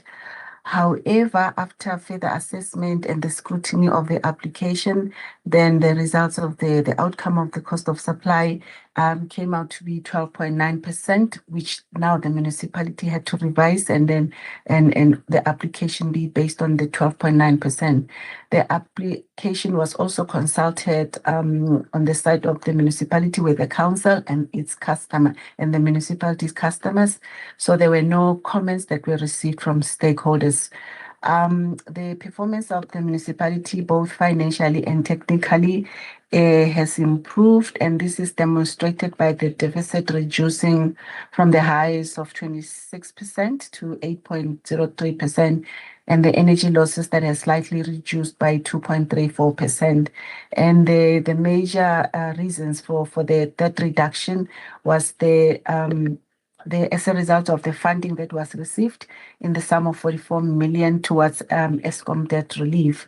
In terms of the outcome of the cost of supply, upon assessment and verification of all the cost drivers that were, checked against the relevant audited financial statements. The team is satisfied that the approach taken to forecast these costs is reasonable and efficient. Moreover, costs that were deemed inefficient were disallowed. As indicated, that the outcome of the cost of supply is based on 12.9% for the municipality to be cost reflective, resulting in a 233.125 million. The municipality is not proposing any structural changes to its tariff schedule, and the recommendation of 12.9% is put forth. Recommendations on page 252 are reading as follows. The tariffs that are based on the cost of supply be approved as recommended for implementation the 1st of July 2025. The energy regulator to note the cost of supply submitted by the municipality, and then all the cost information submitted by the municipality will be subjected to an independent audit and may be clawed back upon receipt and verification of audited financial figures by the regulator. And finally, that the municipality must submit a report accounting for all the costs that have been noted in the cost of supply to enable the regulator to perform its independent verification. Thank you, Chairperson.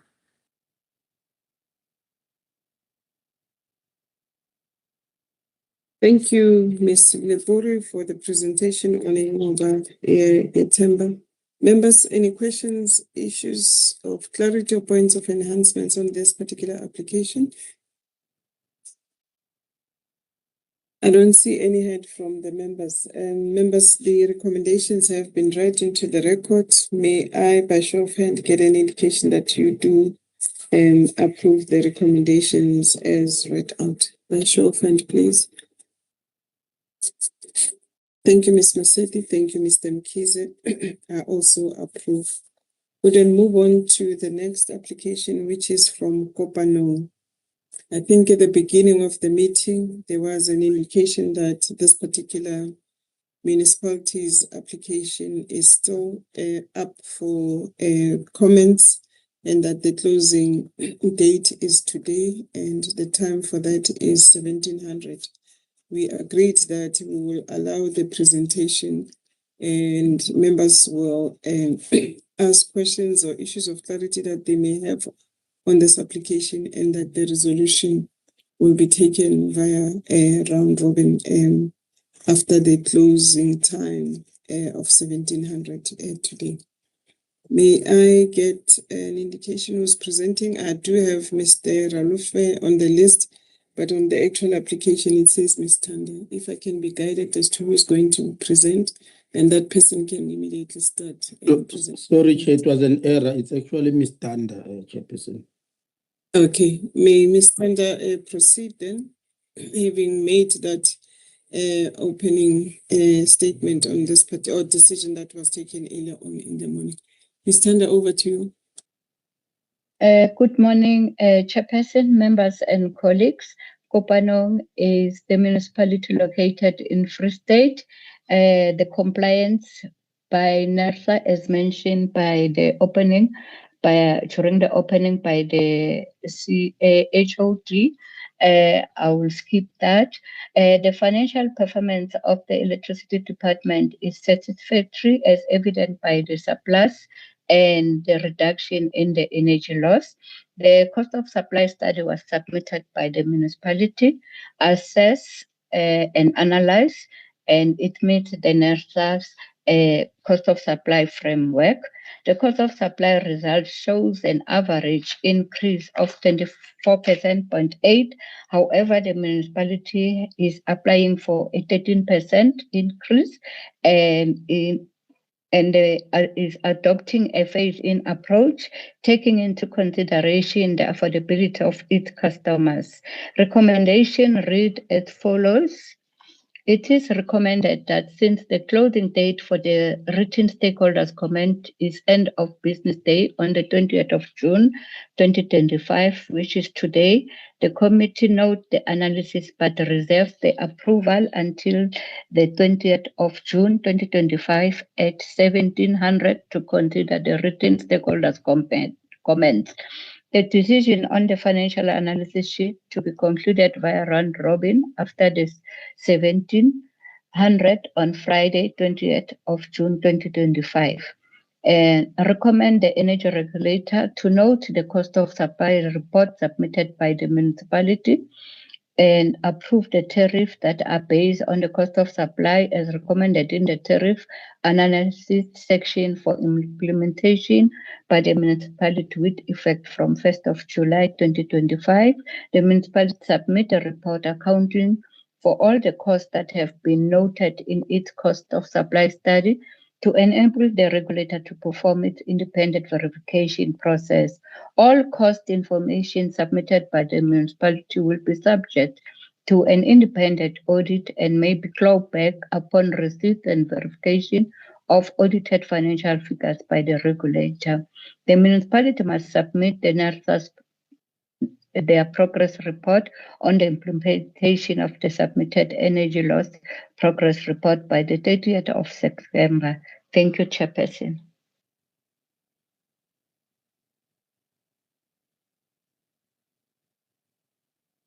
Thank you, Ms. Tanda. Members, any questions or issues of clarity on this particular application or points of enhancements that we may have at this stage on this particular application?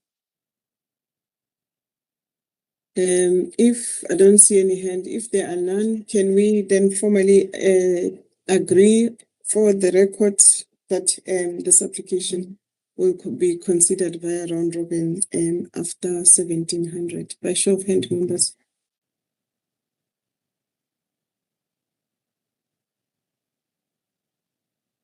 Thank you, Ms. Masetti. Thank you, Mr. Mkize. Also support that we will approve or consider the application via round robin after 1700. We proceed to the next application, which is from Kwadukuza. Ndate Chabalala, over to you. Thank you once again, Chairperson. Kwadukuza is a municipality situated in the KZN province. In terms of compliance, this application was published by both NERSA and the municipality for stakeholders, and 2 comments were received from Balito Mall Junction and Renew Consulting from the NERSA side. To summarize the issues that were raised by Balito, simply put, is to say that Balito Mall is objecting to the tariff from which they are buying from the municipality. This is because some of the mall's own large customers qualify for the same tariff, meaning that the mall would not be able to earn a markup on the services that it's rendered. And then the second comment was from Renew Consulting, who was also raising a similar issue for new developments that are being negatively affected due to a lack of differentiation between low voltage and medium voltage tariffs from the municipality. In response, Chairperson, the municipality has introduced new tariffs that differentiate between large customers. When I say large customers, this would include Balito Mall and all other malls and developments that could potentially be in a similar situation. The municipality has introduced tariffs, particularly targeting larger customers at a discount. The intention is to increase this discount gradually until the full impact can be understood. The full details of these comments are part of the submission, Chairperson. That was just a summary of the comments and the action items thereon. The municipality is not doing well, Chairperson, as evidenced by a deficit which is driven mainly by high energy losses, which are sitting on 25%, including escalating operating expenditure. This municipality has submitted an energy losses reduction plan, which was analyzed by the team, and this is deemed sufficient to tackle these losses, and the team will continue monitoring them. Lastly, Chairperson, this application is based on a new cost of supply study, which was analyzed and found to be in compliance with NERSA's cost of supply framework. The outcome of this study indicates that this licensee requires an increase of 10.7% to be cost reflective, and the licensee is applying for the same 10.7%, which is recommended for approval. The recommendations are on page 298 of 736, Chairperson, and they read as follows.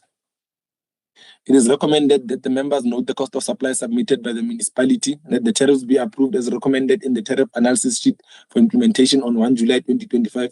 All cost information submitted by the municipality will be subject to an independent audit and may be clawed back upon receipt and verification of audited financial figures by the regulator, and the municipalities to submit a report accounting for all the costs that have been noted to enable the regulator to perform its independent verification audit. I thank you, Chairperson. Thank you, Dr. Shabalala. Members, any questions, issues of clarity, or points of enhancements on this particular application? I don't see any hand. I don't have any from my side as well. The recommendations have been read into the record.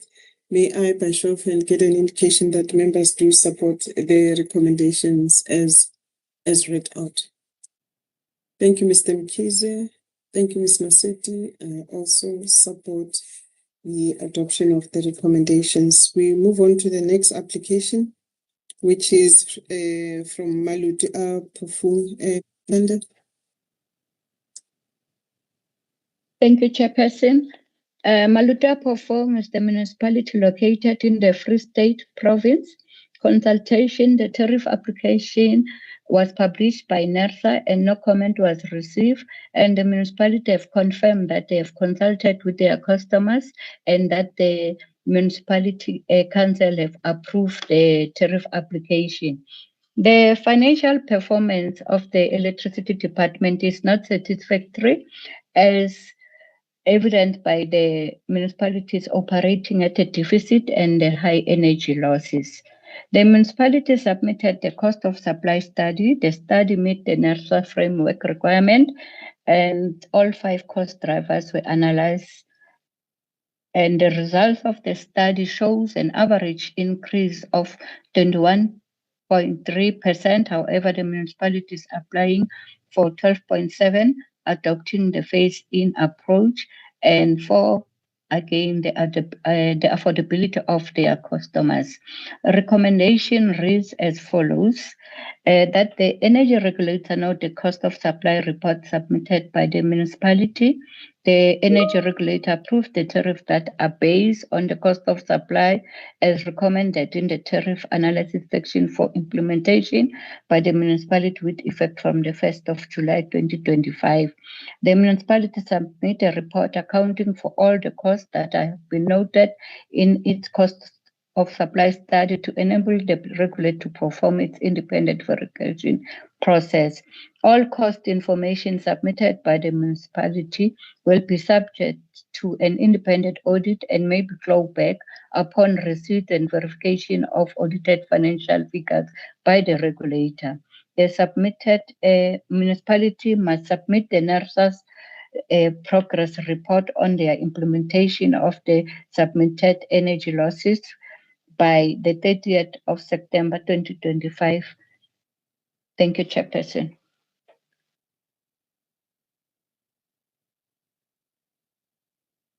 Thank you, Ms. Tanda. And members, any questions and issues of clarity that you may have on this application? Thanks, Ms. Maseti, you may come in. Thank you, Chairperson. It is a quick one, and it is again an emphasis for the record. So all of these costs, hence we are not approving them, or these cost of supplies that we're not approving them or accepting them as they are from face value, and some of them came late. We are saying in the decision, we are noting. Then what it means is that everyone who's presenting, and we've stated this, we cannot say that they have applied for X percentage in order for them to reach the cost of supply outcomes. And also to say that it is going to be a phased in. Yet we are also saying in the decision, we're still going to do the verification. We are noting it. We're going to do the verification. There will be clawback. There will be audit. So there is no such. For them, it is them that made their own calculations. We verified them just for compliance, but we're not necessarily agreeing with the accuracy of the cost identified or the quantum of the cost. So all we are doing, we are simply noting, and therefore they've done and found they made their own outcome of what it is. So there is no issue of the phase in. The issue is that they have applied for X amount because that's what they say they have incurred. Some of them is over 100%, and it is ridiculous. And already stakeholders out there are questioning this and feel that they are unlawful. So we are not saying that we are accepting these things. We are saying that we note, and therefore this is what they say are the cost that they incur. Let's put it like that, not the cost reflective. From their side is the cost that they incur to supply, hence is the cost of supply. So let's put it like that. And Chairperson, if they can just make sure that that is done. And secondly, Chairperson, it is not proper for us to speak for the municipality, to say that the municipality and NERSA, we're not, in the business of partnering with the municipalities. That's not the role of the regulator. So we don't know whether the municipality complied. All we know is that in the integrated budget of the council, the component for the electricity cost are part of that entire budget when it is consulted. So we don't know if there were separate consultations looking specifically for the budget for the electricity. That we don't know, because when the council consult, it consults on the integrated budget. So we can't say that. We just advise that the municipality indicated that the budget has been consulted on. But when it comes to NERSA, yes, we complied with the statutory consultations in terms of Section 10 of our law. Thank you, Chair.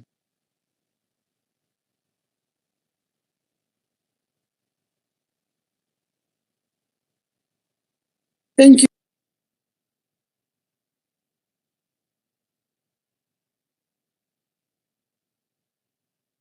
Thank you, Ms. Maseti. Mr. Mkize. Yeah, I note what Madam Maseta said, and I think that we have deliberated on it in the past, maybe not to need to revisit the recording, because yes, whilst there are certain things that we don't know, there are certain things that we ought to know, and therefore we need to premise this on the situation as we are at the start of this process. Because even the costs themselves, we need to be diligent and get to the figures. I'm saying that we know the volume of the work, we know what has happened, and there's going to be a detailed analysis dive into the efficiency and reasonableness of the cost. And that is what actually should then inform us going forward, especially in this one. And that here, yes, we do that nothing with that. And secondly, that we separate what the Munich is, or the distribution licensee is stating vis-a-vis our analysis. So we don't confuse these things as Madam Masset has made it. So let's just note it, because it's a crafting that covers all of these licenses. Thank you. Thank you, Ms. Maseki and Mr. Mkize. And without really repeating that point of emphasis, that we should write in a manner that we're not viewed as speaking on behalf of the municipality. What the municipality is saying to us, it's their view, and therefore then we can't confirm what they are saying without some of the verification that are needed. We therefore note, as I think the most important emphasis made on the cost of supply, that we're noting it, and what municipalities is saying on the phasing of tariffs, we cannot say that is a recommendation of the energy regulator. We need to give our own recommendations based on the analysis that we've made. So if we can note this, and it was stated in earlier applications that we have dealt with, and it is applicable throughout to all of them. With that point of clarity in terms of how we should craft and present the recommendations, let's do that. Members, on that note, let me take you to the recommendations that have been read into the record with that enhancement or clarity or emphasis given on how we should be crafting these recommendations. By show of hand, can I get an indication that you do support them as recommended with that point of enhancements? Thanks, Ms. Masetti, and thanks, Mr. Mkhize. We then move on to the next application, which is from Makado. And that then, Modise, I think the list and the loading members have been sort of not really linked. I think in the list we had Malutia Pufung and then Makado, but in the loaded documentation, then we would have to go back to the Makado loaded application. Over to you, Dr. Modise. Greetings to you, Chairperson, board members, and NERSA colleagues. Makado is a municipality located in Limpopo province. The application for the current financial year, NERSA complied with all the legislative requirement on public consultation, as the application was published for 31 days and there were no stakeholder comment that were received. Moving on to the performance, the licensee operated at the reduced surplus level and the energy losses that are at the lower teens. It is for that reason that the municipality will be requested to manage the losses at the single-digit level.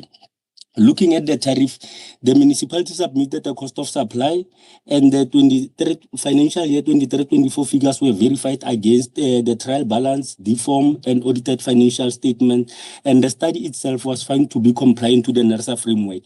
And also, the municipality is not proposing any structural changes to their tariff. The result of the study, the municipality is proposing a 15.6% increase, which will be subjected to further interrogation as when the financial audited financial statement become available. And the recommendation, Chairperson, is that the regulator note the cost of supply submitted by the municipality, the regulator to approve the tariff data based on cost of supply as recommended in the analysis sheet section for implementation by the municipality effective 1st July 2025.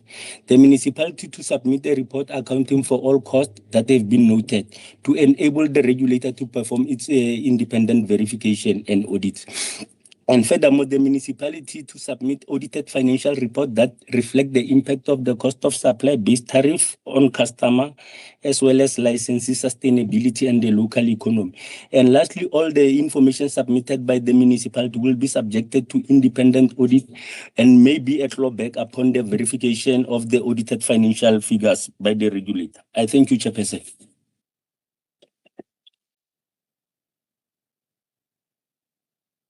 Thank you, Ndadimdise. Members, any questions, issues of clarity, points of enhancements?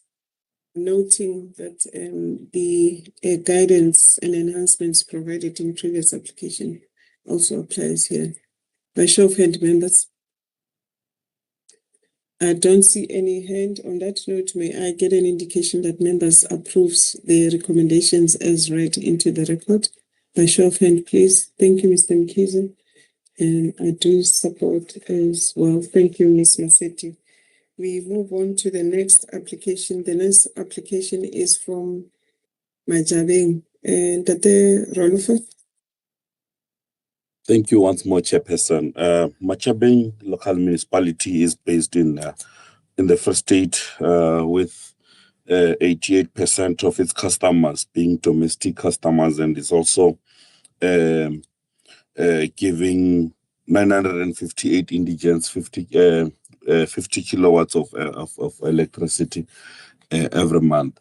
Machabeng local municipality is not doing that well, Chairperson, and it is reflected by the percentage deficit, which has slightly deteriorated from 44.95 to 19.04, and one of the causes is also reflected, which is energy losses, which is 26.5, which grew from 26.54% to 31.12% 32.12%. And this is also accompanied as well by a surge in operating expenditure. So, Chairperson, when it comes to the tariff application process, NERSA and the municipality have complied with the statutory requirements. No comment was received in this regard. The COS was found to be in line with or rather compliant with the NERSA framework, COS framework, and the COS outcomes resulted into 12%, and the municipality also applied for a 12%. However, due to the inefficiencies and imprudent costs which were eliminated, it resulted to 11.8%, which we are recommending as an approved tariff increase for Machabeng local municipality for 25-26 financial year, Chairperson.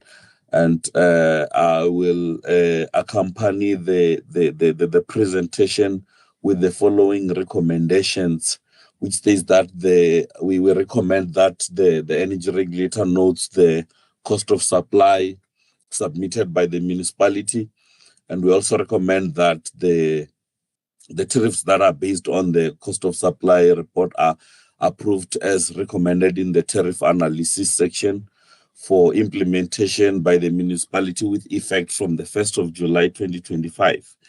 And that the municipality submits a report accounting for all the costs that have been noted in its cost of supply study to enable the regulator to perform its independent verification or audit process. Then finally, that the municipality submits an audited financial report that reflects the impact of its cost of supply-based tariffs on customers, as well as on the licensee sustainability and the local economy. Furthermore, the date on which the report is to be submitted, is included in the correspondence to the licensee or the municipality. I submit, Chairperson. Thank you.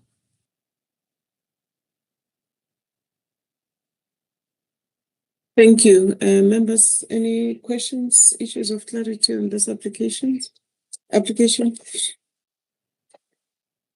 I do not see any hand on that note. Members, the recommendations have been read into the record. Can I get an indication that you support the approval? Thank you, Ms. Masipi. Thank you, Ms. Dankize. I do support. We move on to the next application. I think it's from Mogalakwena and Tate Midise. I'll just give members the page right now. You may start. Okay. Though. Okay, thanks, Chairperson, once again. Similarly to Makado, Mogalakwena municipality is located in Limpopo province. It have a domestic customer base of around 39.28%. Moving to the application for the financial year 2025-26, NERSA is compliant to the statutory requirement since the application was published to solicit comment, and there were no comment received. Moving to the performance of the municipality, the performance is not satisfactory at all, as it indicated by high energy losses. However, the energy loss reduction plan was submitted, and then it shows that the municipality did implement certain corrective action. As a result, the deficit is slightly increased. When we look at the cost of supply, the municipality submitted a cost of supply study, and the 2023-24 figures were verified against the audited annual financial statement, the DFOMS, and the study was found to be compliant to the approved NERSA framework. And the municipality is applying for 7.9%, and this percent will be subjected to internal scrutiny once all the audited figures becomes available to the regulator. The recommendations are on page 382, and they read as follows. The the energy regulator to note the cost of supply report submitted by the municipality, the regulator to approve the tariff that are based on the cost of supply as recommended in the analysis sheet section of the submission for implementation effective 1st July.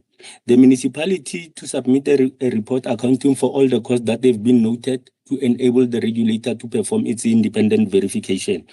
The municipality to further submit an audited financial report that reflects the impact of the cost-based tariff on the customer as well as the licensee sustainability and the local economy. Lastly, all the cost information will be subjected to independent audit and may be a clawback upon the verification and audited financial state figures by the regulator. I thank you, Chairperson. Thank you, Mtatim. These members, questions, issues of clarity or points of enhancement on this application?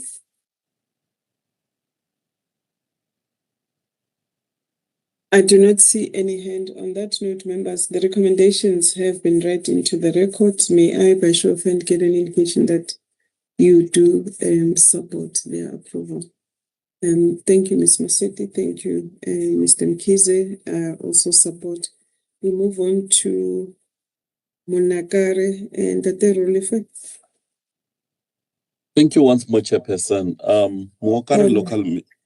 Muhakare, sorry, I said Monakare. Muhakare, yes. Over to you. Yeah, thank you once more, Chairperson. Muhakari local municipality is based in Free State, and it's supplying electricity to 95% of its customers being domestic, and it's having about 1,173 indigent customers that it provides 50 kilowatts of electricity to. And then when it comes to the financial performance, Chairperson, despite the negative performance, or rather unsatisfactory performance, Muhakari has deteriorated in terms of percentage deficit by dropping from 23.81%, negative 83.81% to negative 5.87%. And also with its energy losses, it dropped from 25.39% and all the way down to 20.747%. And we shall further follow up, Chairperson, to actually guide the municipality to a better performance. And when it comes to the tariffs and the application process, both Muhakari local municipality and NERSA have complied with the statutory requirements, and we didn't receive any comment in this regard. And then going to the cost of supply, Chairperson, the cost of supply results have reflected an outcome of 13.6%, and Muhakari local municipality applied for 13.6%, and we also recommend a 13.6%, Chairperson, since we did the adjustment regarding the imprudent costs, and they were very low and insignificant, and also resulted into a 13.6%. So by so saying, Chairperson, I will accompany the presentation by the recommendations in page 401 of 736, which reads as follows. It is recommended that the energy regulator notes the cost of supply report submitted by the municipality, and the tariffs that are based on the cost of supply report are approved as recommended in the tariff analysis section for implementation by the municipality with effect from the 1st of July 2025. We also recommend that the municipality submits a report accounting for all the costs that have been noted in its cost of supply study to enable the regulator to perform its independent verification or audit process.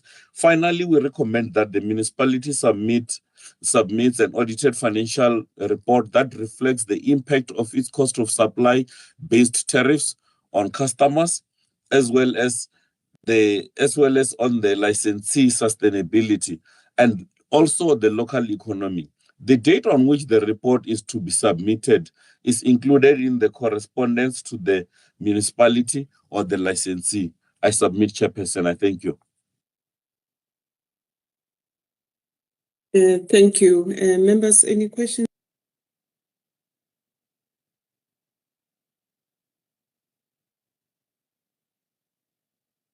Oops, I muted myself. Apologies. Any comments, members, on this application from Muhokare? I don't see any hand. The recommendations have been read into the record. May I, by show of hand, get an indication that the members support the recommendation as recommendations as read out? Thank you, Ms. Maseti. Thank you, Mr. Mkiza. Also support. We then move on to the next one, which is from Nelson Mandela Bay. Ms. Mutsaku. Thank you, Chairperson. Nelson Mandela Bay is a metro in the Eastern Cape province.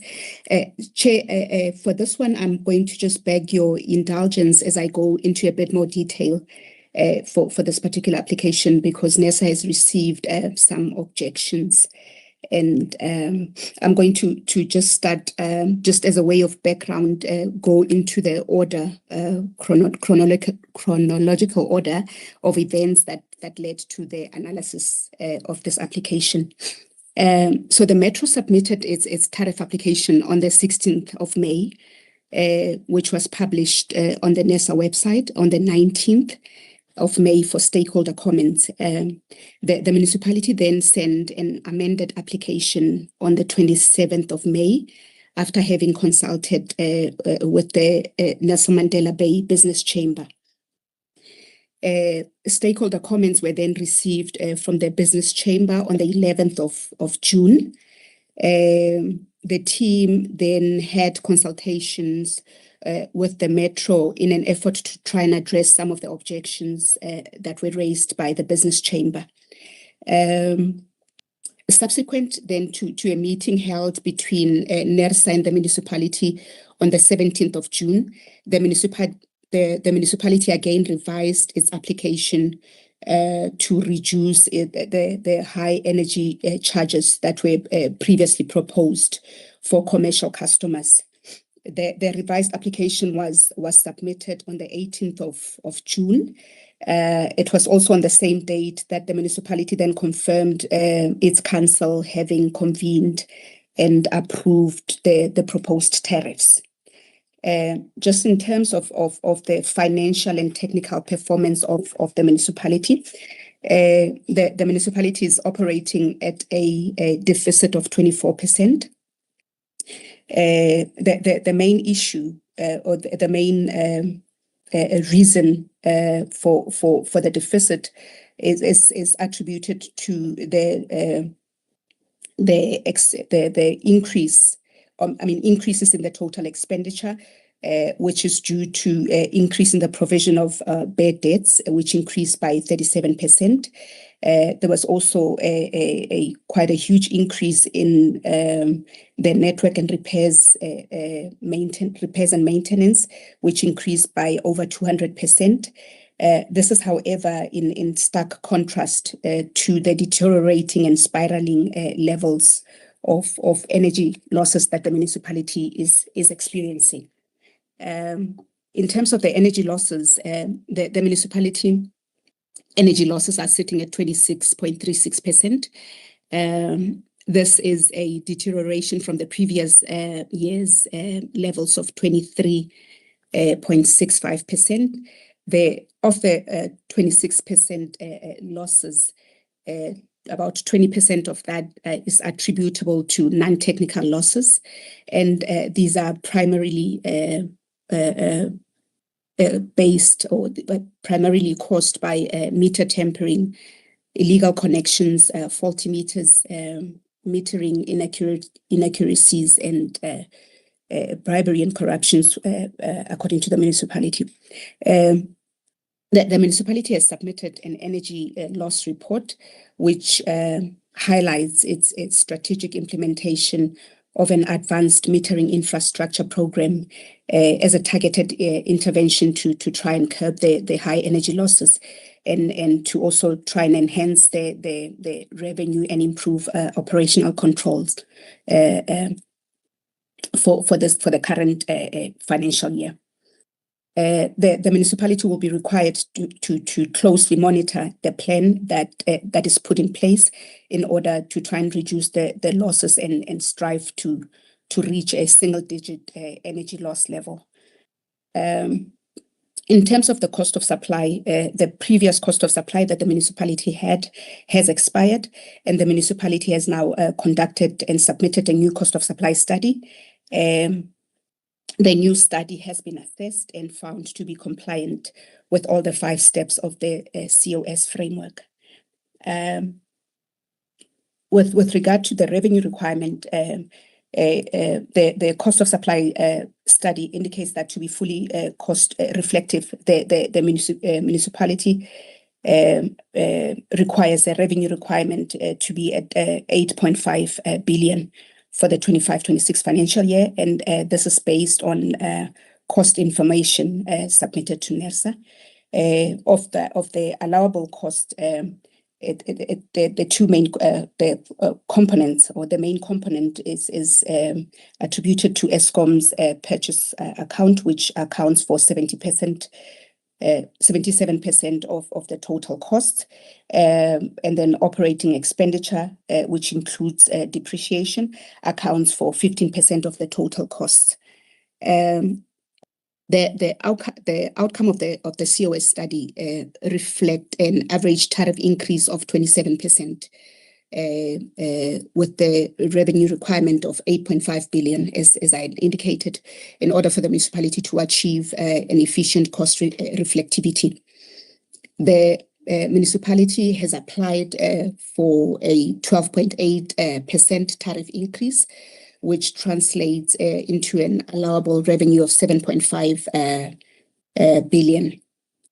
This was done after it considered a requirement to maintain a sustainable tariff level, as well as the ability for the municipality to service Eskom's account.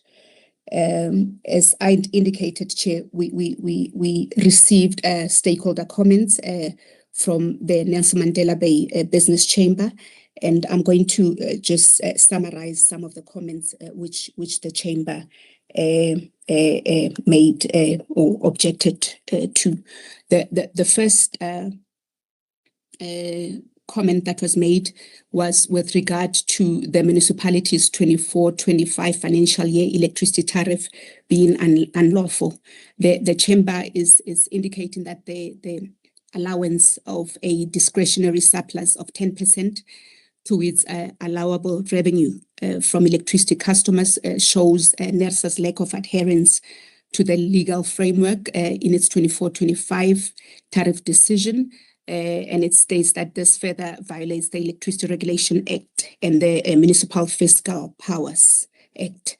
We've responded to that, Chair, to refer to Section 4.1, read together with Section 4.2 of the NERSA COS framework, which makes provision for a licensee to add profit margin on costs. The chamber also raised its dissatisfaction to the fact that NERSA, by allowing a discretionary surplus, factually allows the municipality to include the cost of high electricity losses to become part of the tariffs, which then result in an unlawful process, as the tariff must only be based on efficient cost. We've responded to that comment to indicate that the impact of the excessive losses has already been removed by limiting losses of 12% in the COS as per the COS framework. The chamber also made comments regarding the financial unsustainability of the metro, where they've indicated that the metro's electricity distribution is in severe financial distress, with projected losses of 1.76 billion for 25-26 and electricity losses of 24% in the 23-24 financial year. And this far exceeds NERSA's target of between 5 and 10%. We've responded to that comment to indicate that the municipality has submitted a report with plans on how the energy losses will be curbed. And the report was analyzed and deemed sufficient, and that the municipality will be required to ensure that the plans are executed timelessly. Another comment which the chamber raised was a failure in the tariff application process, where they are indicating that the 25-26 tariff application is deemed unlawful due to the absence of a cost of supply study, lack of audited financial information, and non-compliance with court rulings and regulatory requirements. And they've also indicated that the proposed 12.8 tariff increase lacks justification and transparency. And our response to that comment was that the municipality submitted a new cost of supply study, which they submitted on the 20th of May.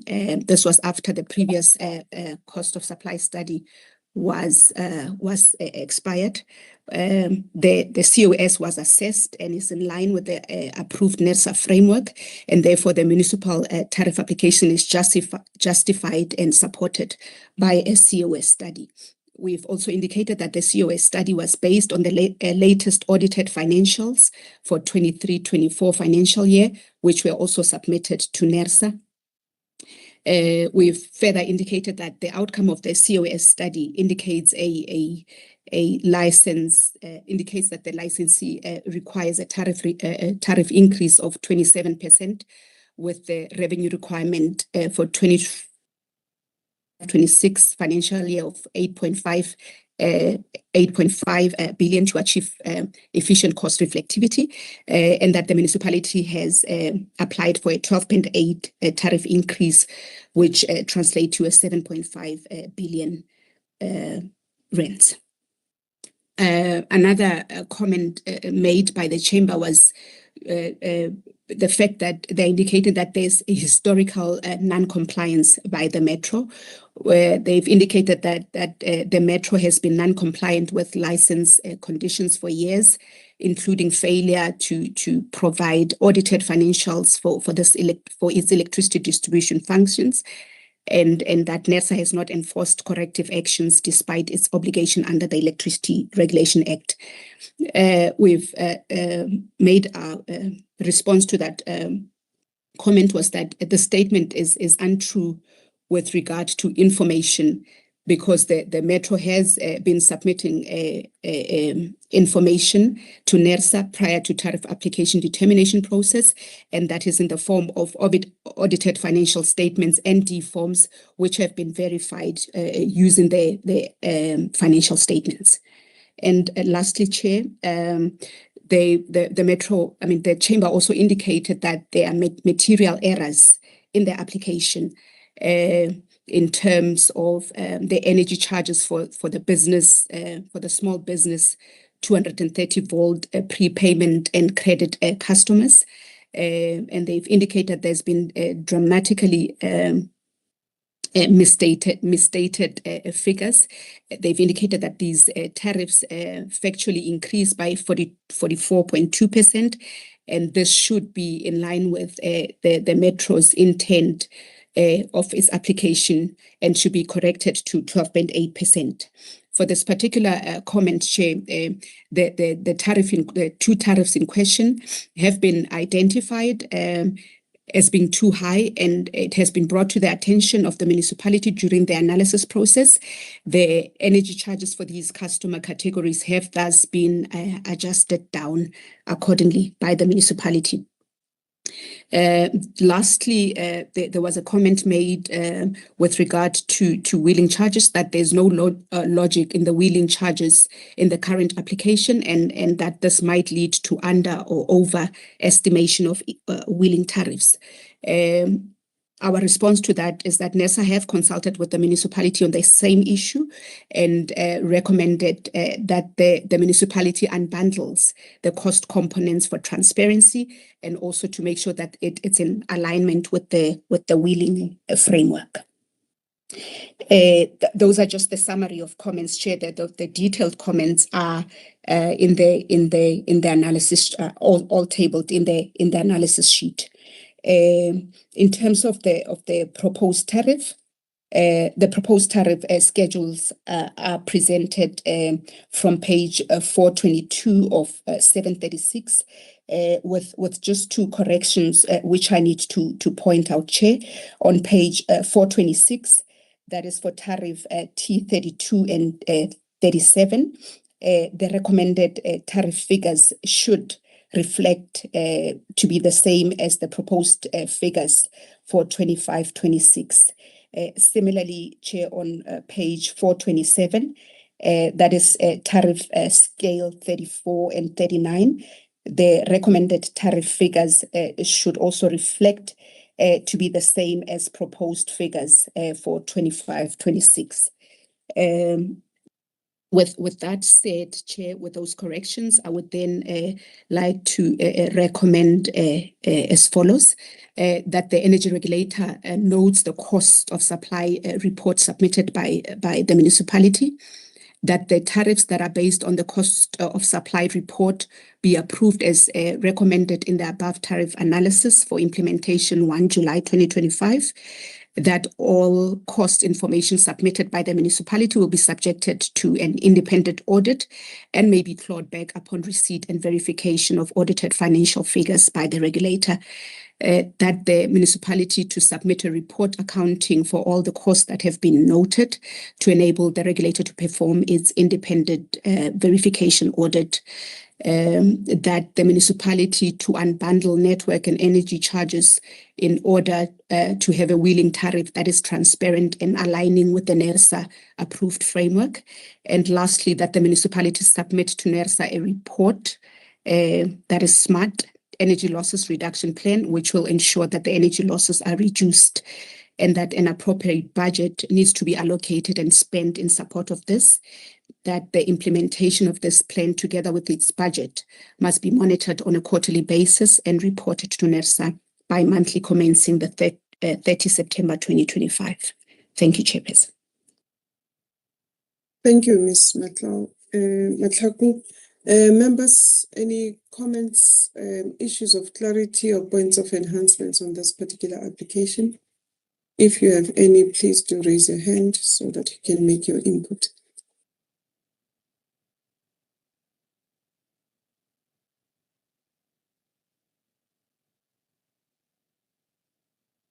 Mr. Mkhize?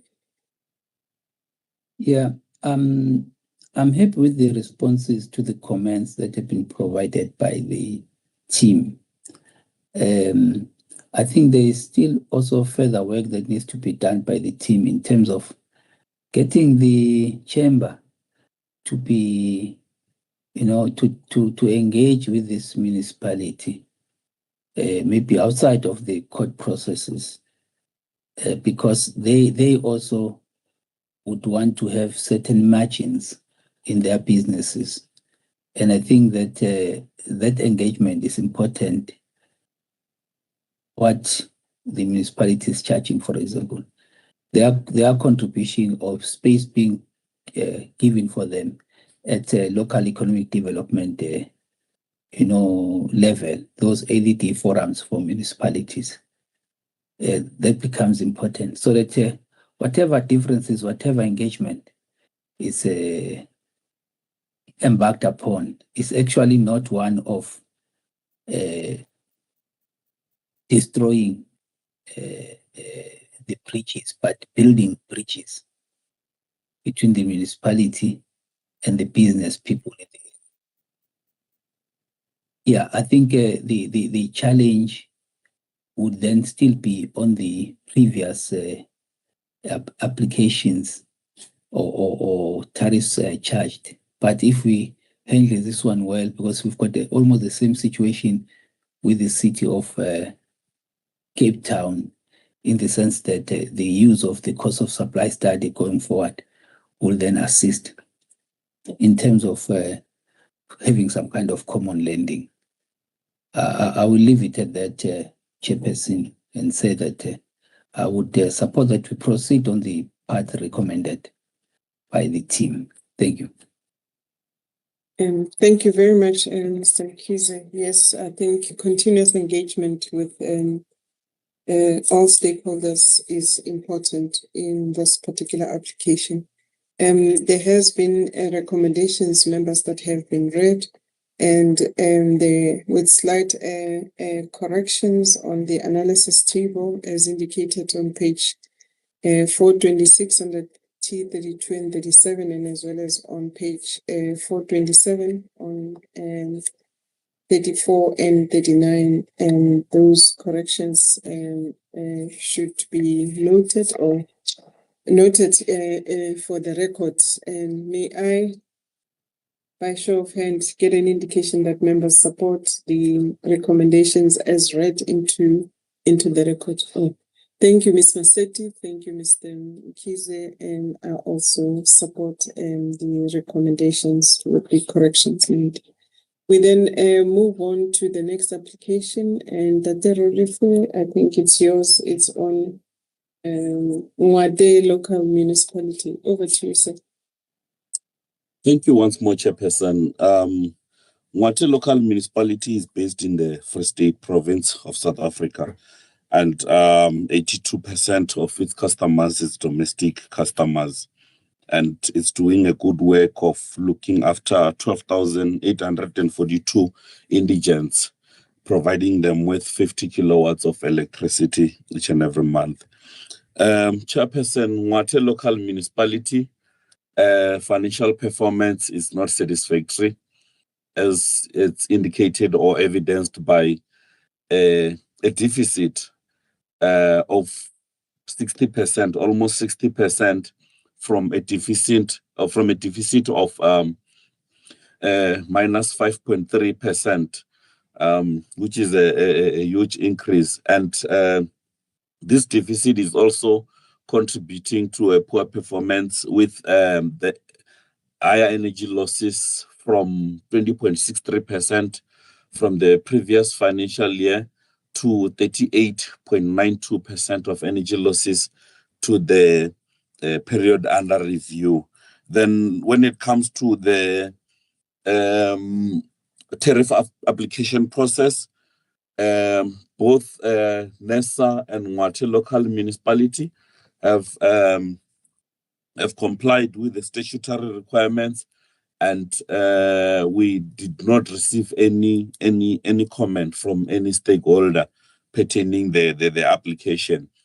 Then, Chairperson, when it comes to the cost of supply, the Mwate Local Municipalities' cost of supply have been assessed, and it was found to be compliant with the NERSA's cost of supply framework, and NERSA is satisfied with the COS, and the outcomes of the COS resulted into a 12% increase on tariffs. However, the municipality applied for a 14%, and as NERSA, we recommend an approval of 12% as it is reflected on the cost of supply. And I will accompany this presentation by the recommendations which are on section 7 of this submission, which is 452 of 736, which reads as follows. It is recommended that the energy regulator knows the cost of supply report submitted by the municipality.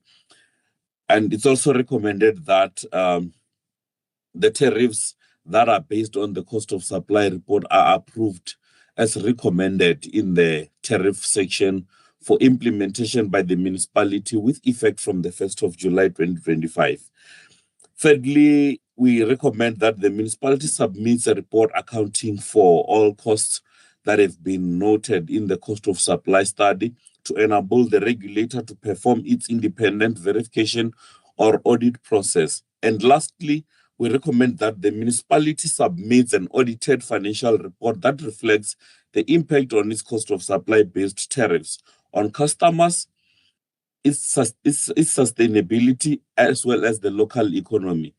The date on which the report is to be submitted is included in the correspondence to the municipality or the licensee. I submit, Chairperson. Thank you.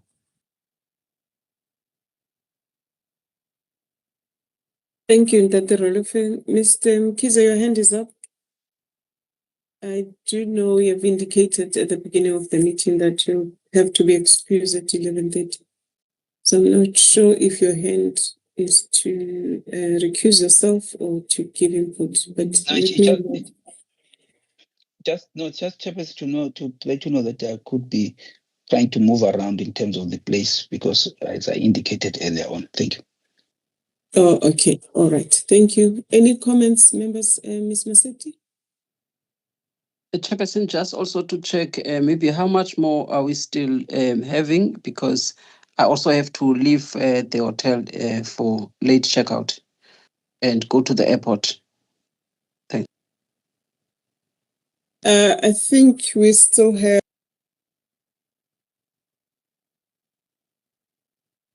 Chairperson, you're muted. Oh, apologies. I was just saying we are now halfway through the consideration of the applications, and I will request the team that we pick up speed and take the application as having been read.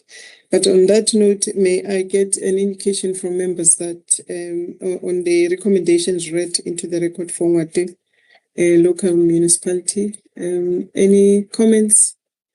If not, can I, by show of hand, get an indication from members that they support the recommendations as read out?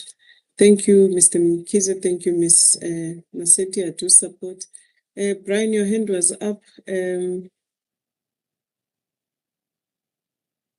Proceed to the next application, which is the Ray Nkonyeni and Tate Chabalala. Over to you. Thank you, Chairperson. Renkonyen is a municipality in the KZN province. In terms of compliance, the application was published by both NERSA and the municipality for stakeholder comments, and none were received on this one, Chairperson. The municipality is doing well, and this is evidenced by a surplus, while energy losses are showing a decreasing trend for the past 3 years under observation. This application is based on a new cost of supply study, which was analyzed and found to be in compliance with the NERSA COS framework. The outcome of the study indicates that Renkonyen requires an increase of 19.56% in order to reach cost reflectivity. However, the licensee applied for 13.05% increase. This increase was determined after taking into consideration by the municipality, by the municipality's own operational needs for sustainability, while balancing it with its own customer affordability. The licensee's costs are yet to be analyzed by the regulator, and a true cost reflectivity requirement determined after auditing actual costs. As a result, the proposed 13.05% increase is recommended for approval as proposed. I'd like to read the recommendations into the record, Chairperson, and these are on page 466 of 736, and these read as follows. It is recommended that the members note the cost of supply study submitted by the municipality. Tariff be approved as recommended in the tariff analysis sheet for implementation on 1 July 2025. All cost information submitted by the municipality will be subject to an independent audit and may be clawed back upon receipt and verification of audited financial figures by the regulator, and the municipality to submit a report accounting for all the costs that have been noted to enable the regulator to perform its independent verification audit. I thank you, Chairperson. Thank you, Dr. Chabalala. I wish everyone could be as fast as you are. Members, any comments, issues of clarity on this particular application? I don't see any hand. Can I, by show of hand, get an indication that members do support or approve the recommendations as read out? Thank you, Mr. Mkiza. Thank you, Ms. Masetti. We move on to the next one, which is Reno Stenberg. Ms. Masike. Thank you, Chairperson. Renastorbeck is based in the Northern Cape. They did submit COS that did not meet the requirements of NERSA earlier on in the year, and then later got a consultant to assist them to submit a cost of supply report that is aligned to the NERSA framework. That is the reason for their late submission of the application. The municipality's deficit has deteriorated from 37% to 43%. As a result of the municipality being on the rural night safe. We hope that that situation will change because the RTP has resulted in different tariffs for municipalities. The key insight insofar as their COS is concerned is that their domestic customers are supplied by at below the cost, and the municipality is actually proposing structural changes in terms of the commercial and industrial customers. Previously, they put the commercial and manufacturing customers under IBT tariffs. Now they want to move away from that, and it's supported by the COS. The results of the COS indicate that in order to be cost reflective, the municipality must increase the tariffs by 23.6%, but the municipality opted to increase by 11.32%. Both NERSA and the municipality consulted on the proposed increase, and there were no comments received. Chairperson, I recommend that the energy regulator notes the COS that has been submitted, and the tariffs that have been based on the COS be approved as recommended for implementation on the 1st of July 2025. The municipality must also submit a report accounting for all the costs that have been noted in the COS to enable the regulator to perform its independent verification. The municipality must submit audited financial report that reflects the impact of the COS tariffs on customers, as well as the licensee's sustainability and the local economy. Thank you, Chair. Thank you, Ms. Masike. Members, any comments or any input on this application? I don't see any hand. The recommendations have been read into the record. May I, by show of hand, get an indication that members support the approval of the recommendations? Thank you, Ms. Maseke. Thank you, Mr. Mkhize. I also support. We will move on to Siyathemba. Ms. Mkhize. Thank you, Chairperson. Good afternoon, colleagues. Good morning. Good morning, Chairperson and members. Siyathemba municipality is situated in the Northern Cape. The municipality is applying for an average increase of 10.5%. The financial and technical performance is not satisfactory as indicated by the increase in deficit and high losses. The licensee's financial performance is not satisfactory, as I've said, even though energy losses are slightly reducing. This high deficit is due to the high energy losses and expenditure, which has increased by 28%. If the municipality were to reduce its energy losses to 12%, it will realize a surplus of 19.27%. The municipality and NERSA have complied with the legislative requirements on public consultation processes, and that there were no comments received. The licensee submitted the cost of supply study, and it was assessed to ensure compliance with the approved COS framework. All costs provided by the licensee have been verified against the deformed trial balance and audited financial statements. Furthermore, costs that were deemed inefficient were also disallowed. The COS study recommends an average tariff increase of 44.8% for the licensee to achieve its full cost reflectively. However, the municipality is proposing a 10.5% increase to review its tariff for the 25-26 financial year. Some of the consideration for this decision includes the licensee's requirement to maintain a sustainable tariff level, ability to cover Eskom bulk, and ensure customer affordability.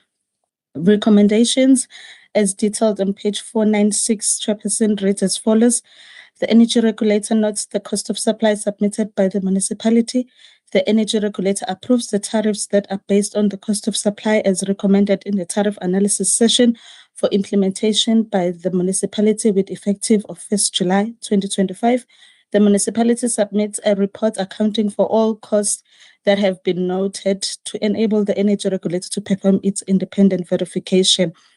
All cost information submitted by the municipality will be subject to an independent audit and may be clawed back upon receipt and verification of audited financial figures by the energy regulator. Thank you, Chairperson.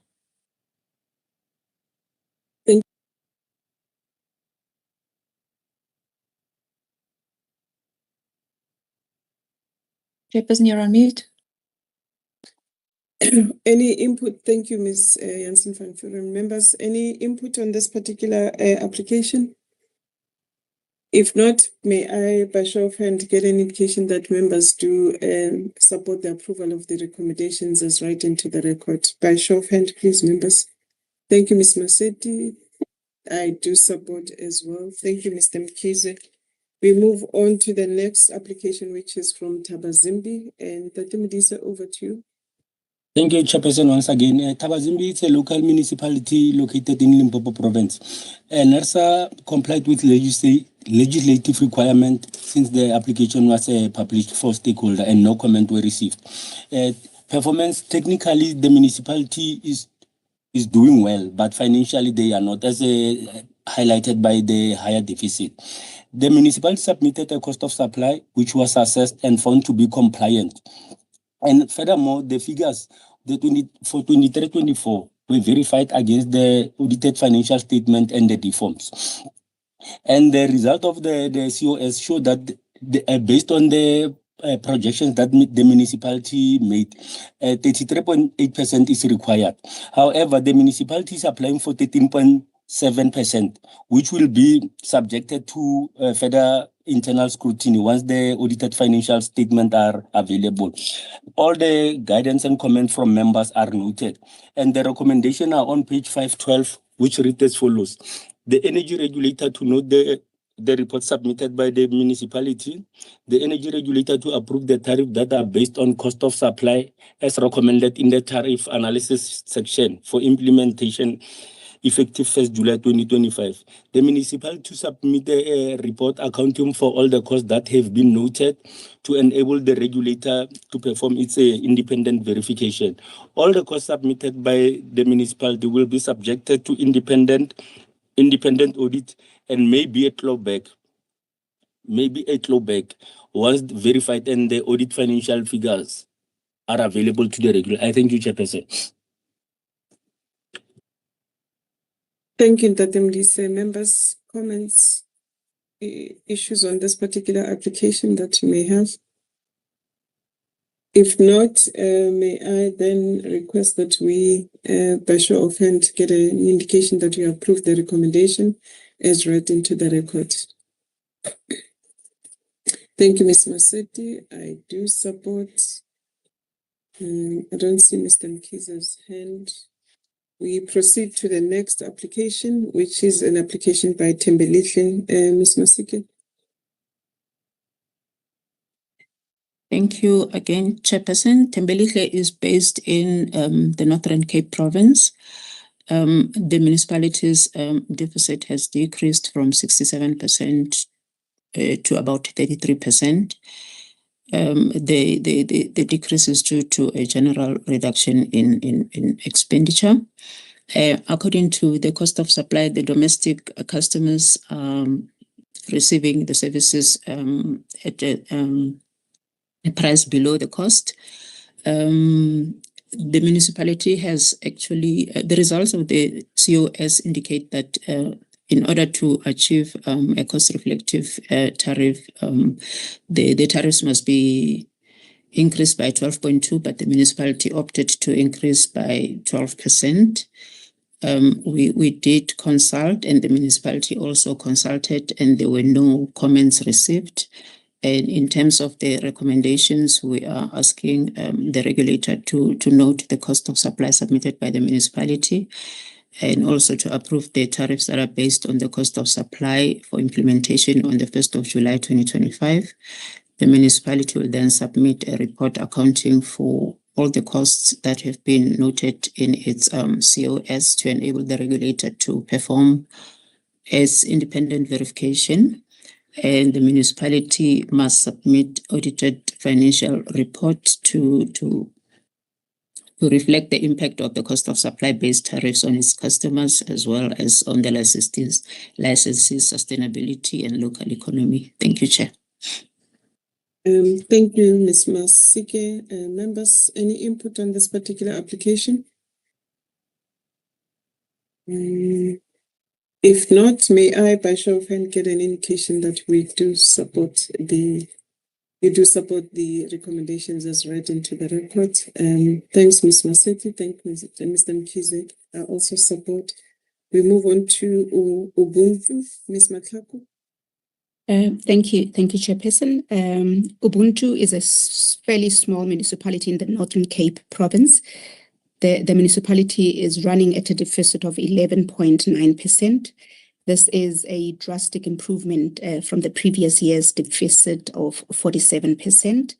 This was mainly attributed to the municipality not writing off any debts in 23-24 and also reducing expenditure by 31%. The energy losses have also improved from 21%. They are currently 21%. In the previous year, they were 24%. The municipality needs to continue to reduce the energy losses and bring them down to a single-digit figure. In terms of consultation, NERSA complied with statutory requirements for public consultation, and there were no comments received for this particular municipality. The municipality conducted a COS study, and it was assessed and found to be compliant with the COS framework. The outcome of the study reflected an average tariff increase of 87% in order for the municipality to achieve full cost reflectivity. The municipality is however applying for an average increase of 10.3%. This is after considerations of the municipality's revenue base and maintaining a sustainable tariff level to drive the demand of its electricity services. The proposed tariff schedule, Chair, is presented under Table 8 on page 505 of 736. And the recommendations are as follows. We recommend that the energy regulator notes the cost of supply report submitted by the municipality, that the tariffs that are based on the COS report be approved and recommended in the tariff analysis section for implementation 1 July 2025, that the municipality to submit a report accounting for all the costs that have been noted in its cost of supply study to enable the regulator to perform its independent verification. And lastly, that the municipality to submit an audited financial report that reflects the impact of its cost of supply based tariff on customers, as well as on licensees, sustainability and local economy. That is it, Chairperson. Thank you very much. Thank you, Ms. Matlaku. Members, the recommendations have been read into the record, but before we take a decision on them, is there any input that you have on this application? If not, may I, by show of hand, get an indication that you support the recommendations as read into the record? Thank you, Mr. Mkhize. Thank you, Ms. Maseti. I do support the approval of the recommendations as read out. We then move on to Umkhanyakude Date Ramuhulu. Good day, Chair, members, and fellow NESA colleagues. Umkhanyakude is a district located in KwaZulu-Natal province, and the tariff application was published on NESA website for stakeholder comments, and we didn't receive any comments with regard to this application. The financial and technical performance are not satisfactory with high deficit and high energy losses. And the licensee undertook a CO study for 25-26 financial year, which was analyzed, and it complied with a NESA framework. And the municipality is applying for tariff application of 14.10 for 25-26 financial year. I'll conclude by reading the following recommendation. The energy regulator to note the cost of supply report submitted by the licensee. The tariffs are based on the COS as are approved as recommended in the tariff analysis section for implementation with the effect from 1st of July 2025. The licensee submit a report accounting for all the costs that have been noted to enable the regulator to perform its independent verification or audit. The municipality submit an audited financial report that reflects the impact of its cost-based tariff on customers, as well as on the licensing sustainability and local economy. The date on which the report is to be submitted to be included in the correspondence to the municipality. The licensee must submit an enhanced plan to cover energy losses by 30 September and submit quarterly energy reports to NESA. I thank you, Chairperson. Thank you, Dr. Ramoholo. Members, any input on this particular application? If not, may I, by show of hand, get an indication that you do approve the recommendations as read into the record? By show of hand, please. Thank you, Mr. Mkizo. Thank you, Ms. Maseki. Also support. We then move on to the next one. It's yours again, Mr. Ramoholo. Abathulusi. Okay, thank you, Madam Chair. Members, once again. Abathulusi is one of the municipalities situated in the Eastern Province, and the tariff application was published in on NESA website for stakeholder comments, and no comments were received. The financial and technical performance of the 30% is not satisfactory, as indicated by deficit and high energy losses. The application was based on the existing cost of supply study, and the municipality is applying for average price of 11.80. I would like to conclude by raising the following points, recommendations. The energy regulator to note the cost drivers submitted by the municipality. The tariff be approved as recommended in the tariff analysis section for implementation by municipality, with effect from the 1st of July 2025. All cost information submitted by the municipality will be required, will be subject to independent audit and may be clawed back upon receipt and verification of audited financial figures by the regulator. The municipality is required to submit a report accounting for all costs that have been noted to enable the regulator to inform its independent verification of audit. And lastly, the licensee must submit a revised plan and to NESA and submit quarterly progress report commencing from September on how to reduce the energy losses. I thank you, Madam Chairperson. Thank you, Dr. Ramoholo. Members, any input on this particular application?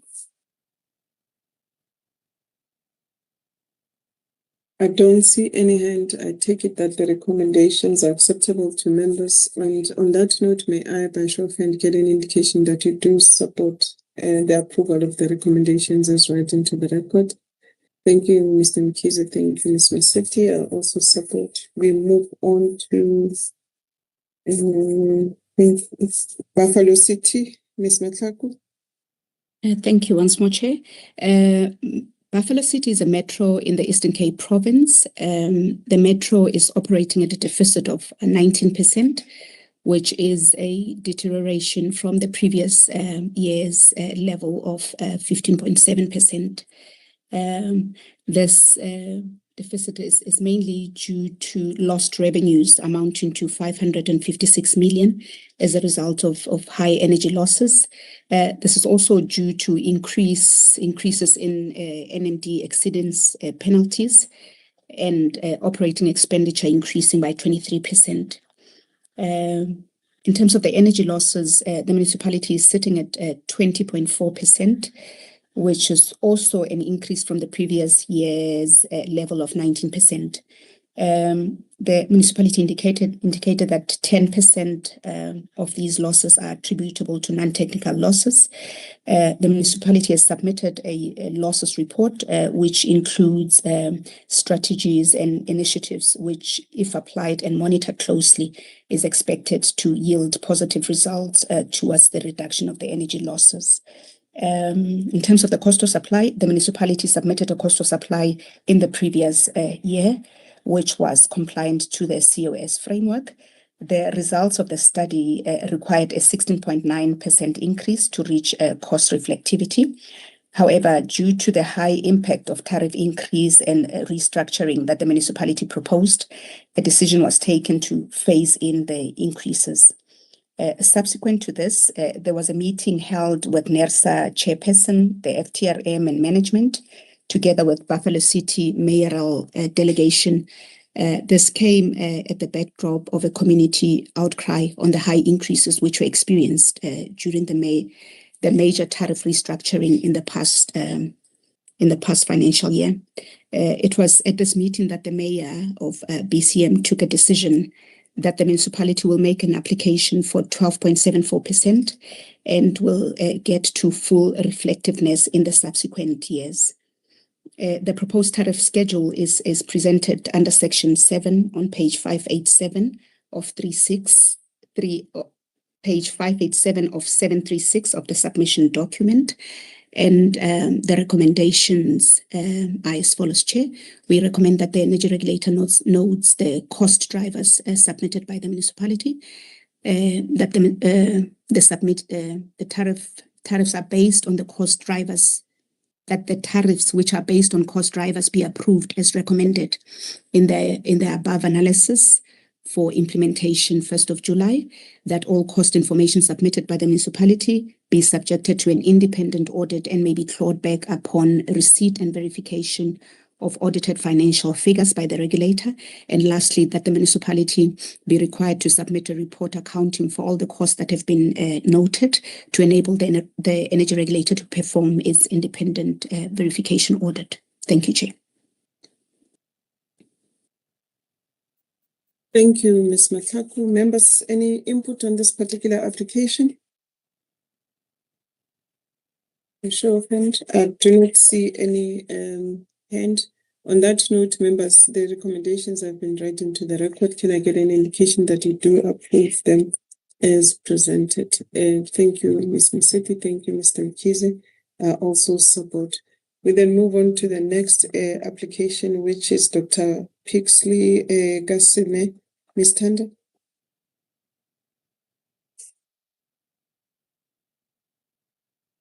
Afternoon, Chairperson. Pixley municipality is located in Mpumalanga. In terms of the compliance, Can you speak a bit louder or come to the mic so that we can hear you? I think maybe you are looking down and you are not clearly audible. Proceed then, ma'am. Okay. In terms of compliance, Pixley municipality has published their tariff and consulted their customers, and it was confirmed that the tariff has been approved by their council. As well as NERSA has published the tariff and no comment were received. Municipality financial performance of the electricity department is satisfactory as the municipality is operating at a surplus and a reduction in energy loss. Cost of supply was submitted in the 2024-25 tariff cycle, and currently the municipality submitted the cost of supply adjustment, which was analyzed, and the municipality is applying for 12.7%. However, the municipality has introduced the new winter tariff for domestic customers. However, those tariffs for winter was not included in their cost of supply of 2024-25, and the municipality didn't submit their revised cost of supply with the detail that a cost relating to the new domestic tariff. In line with the EPP, any introduction of the new tariff will be supported by the cost of supply study. It is for this reason that NERSA rejects the new tariff, and the municipality was advised to do the revised cost of supply to include in the study their new domestic winter tariff for the next financial tariff. It is therefore recommended that the energy regulator note the cost adjustment submitted by the municipality, The tariffs that are based on the cost adjustment be approved as recommended in the tariff analysis section for the implementation by the municipality with effect from the 1st of July 2025. The municipality to submit a report accounting for all the costs that have been noted in its cost of supply study to enable the regulator to perform its independent verification process. The municipality to submit an audited financial report that reflects the impact of its cost of supply-based tariff on the customers, as well as the licensee sustainability and local economy. I therefore recommend for approval. I thank you.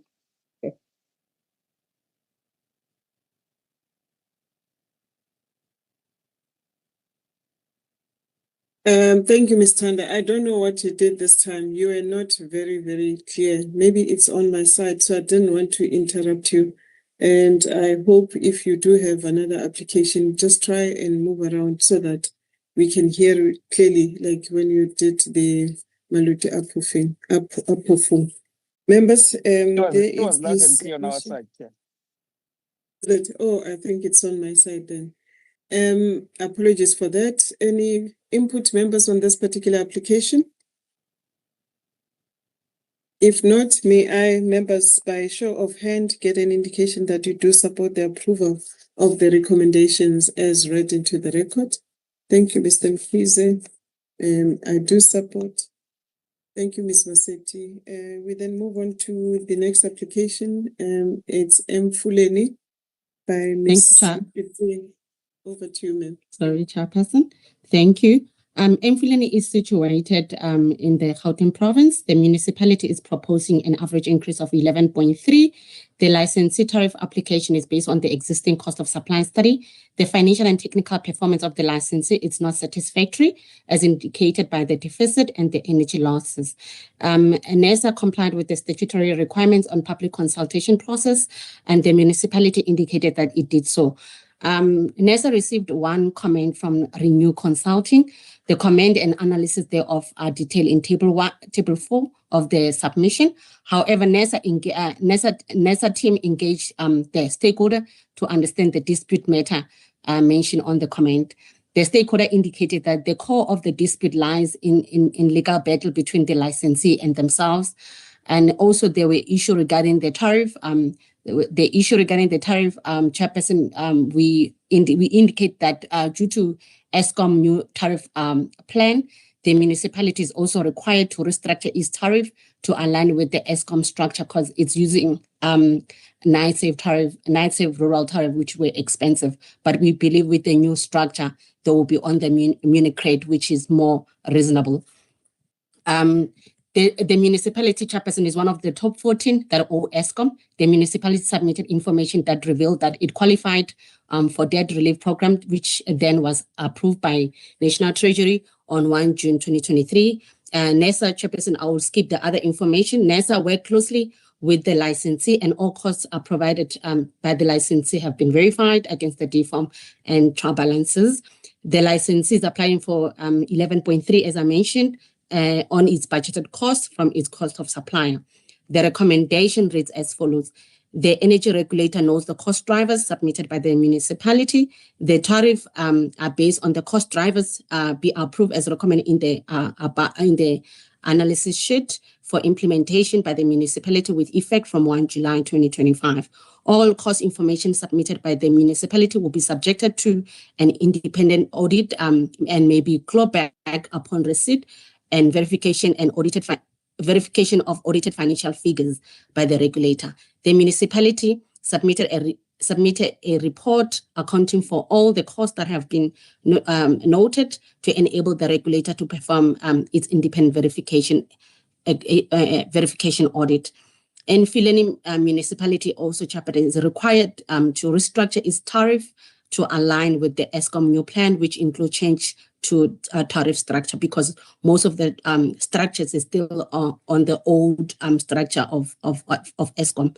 The municipality is also required to implement and monitor the plan set and submit a progress report to NESA on a quarterly basis, commencing from 30 September 2025, and also take into account all recommendation and comments raised by the members. Thank you, Chairperson. Thank you, Ms. Mapitsing. Members, any input on this particular application? I don't see any hand. May I, by show of hand, get an indication that you approve the recommendation as read into the record? Thank you, Ms. Masetti. Mr. Mkhize, I also support. We move on to the next one, which is Inkosi Langa Libalele. Babu Shabalala. Thank you, Chairperson, once again. Inkosi Langa Libalele is a municipality situated in the KZN province. In terms of compliance, the licensee application was published by both NERSA and the municipality for stakeholder comments, and none were received on this one. The licensee is doing well as evidenced by surplus and energy losses, which are low, considered relatively low at 6%. This application is based on a legacy cost of supply, which was analyzed and found to be in compliance with NERSA's cost of supply framework in the previous financial year. To determine an increase applicable for the 25-26 financial year, the licensee submitted its cost data as requested by NERSA, and we determined that the licensee requires a 19.78% increase to reach cost reflectivity, while this licensee is applying for a 12.72%, which is lower. The increase was determined by the licensee after taking into consideration its operational needs for sustainability while balancing this with customer affordability. Considering that this licensee is performing well, the proposed 12.72% is therefore recommended for approval as proposed, Chairperson. The recommendations are on page 627 of 736, and they read as follows, Chairperson. It is recommended that the tariffs be approved as recommended in the tariff analysis sheet for implementation on 1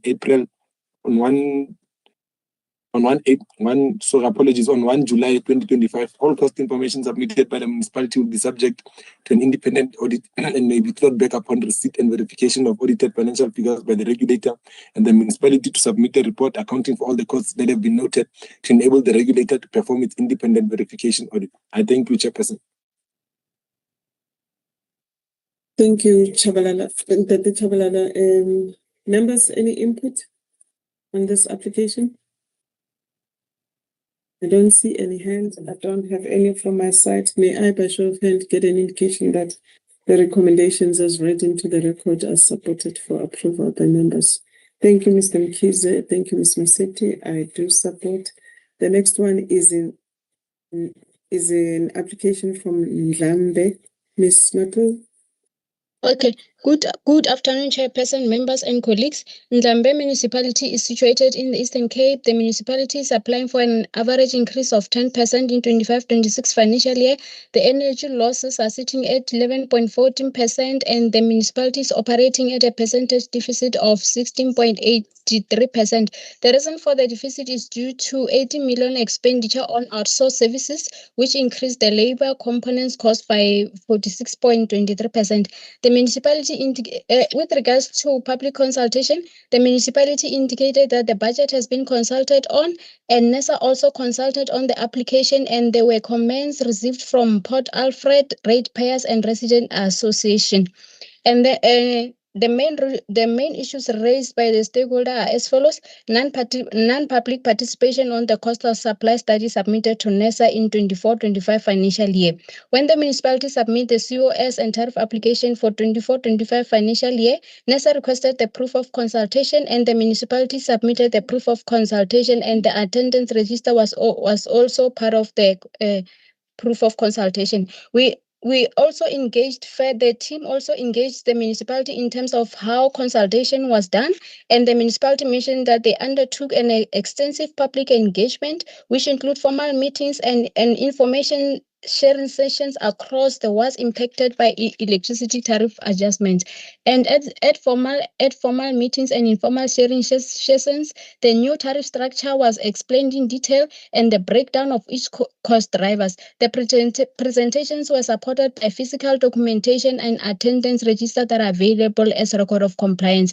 Another issue that was raised was that with regards to the capacity charge, the stakeholder raised concern that the capacity charge introduced requires the customer customer to select a capacity, and once selected, the customer must make the necessary change to their distribution board. In response to that, the municipality indicated that they are aware that the majority of their customers are not familiar with determining their appropriate capacity. So what they did, they issued the 3 formal notice to customers outlining the requirements and providing clear deadlines for capacity selection submissions. And the majority of the stakeholder analysis are on page 635 and 637. And with regards to the tariff application, the municipality submitted the cost drivers that are in line with their budget. The results of the cost drivers shows an average increase of 14.72%, and the municipality is applying for an average increase of 10%. And the municipality has proposed the SSEG tariff that is in line with the approved framework. With regards to the recommendation, the energy regulator knows the cost drivers submitted by the municipality. The tariffs that are based on cost drivers be approved as recommended in the above tariff analysis sheet for implementation with effect from 1 July 2025. All cost information submitted by the municipality will be subject to an independent audit and may be clawed back upon receipt and verification of the audited financial figures by the energy regulator. The municipality is required to submit a report accounting for all the costs that have been noted to enable the energy regulator to perform an independent verification audit. The municipality is required to manage its expenditure to enhance surplus on electricity account. I thank you, Chair. Thank you, Ms. Matlu. Members, any input on this particular application? If none, may I by show of hand that you do support the approval of the recommendations as read into the record? Thank you, Ms. Maseti. I do support. Thank you, Mr. Mkize. We move on to Ngutu Ndate Ramohulu. Good afternoon. Once again, Ngutu is one of the municipalities situated in the KZN province, and we didn't receive comments from the stakeholders, and the financial and technical performance are not satisfactory with deficit and losses, and the application was based on existing cost of supply study, and also the municipality has to supply with us with the cost data, and the municipality is applying for average price increase of 11.80. And then I conclude by providing the following recommendation. The municipality, the energy regulator to note the cost drivers submitted by the municipality. Tariff be approved as recommended the tariff analysis section for implementation by the municipality with effect from the 1st of July 2025. All cost information submitted by the municipality will be subject to an independent audit and may be clawed back upon receipt and verification of audited financial figures by the regulator. The municipality is required to submit a report accounting for all costs that have been noted to enable the regulator to perform its independent verification or audit. The licensee must submit a revised plan to NESA on a quarterly basis, commencing from the 30th of September. I thank you, Madam Chair. Thank you, Date Ramovulu. Members, any questions, issues on this particular application from Ngutu? By show of hand. I don't see any hand. On that note, members, may I by show of hand get an indication that you do approve the recommendations as read into the record? Thank you, Mr. Mkize, and thank you, Ms. Maseti. I also support the approval. We move on to Sia Ncuma. Ms. Maseki. Thank you, Chairperson. Sia Ncuma is also located in the Northern Cape province. The percentage deficit has reduced from 50.97 to 24.01, and the energy losses have increased from 14% to 18.87. When it comes to the cost adjustment tool, the analysis indicated that the municipality requires about 26% in order to be cost reflective, but they actually applied for a lower increase, which is 12.74%. we are recommending that the energy regulator notes the cost drivers submitted by the municipality, and the tariffs that are based on the cost drivers be approved in line with the analysis in the tariff sheet for implementation on the 1st of July 2025. The municipality must also submit the report accounting for all the costs that have been noted in its COS and cost adjustments to enable the regulator to perform independent verification. The municipality must also submit audited financial report that reflects the impact of the cost of supply based tariffs on the customers, as well as sustainability of the municipality and its local economy. The municipality must also be requested to submit a progress report on how they are managing the losses. They should be kept at a single digit. Thank you, Chair.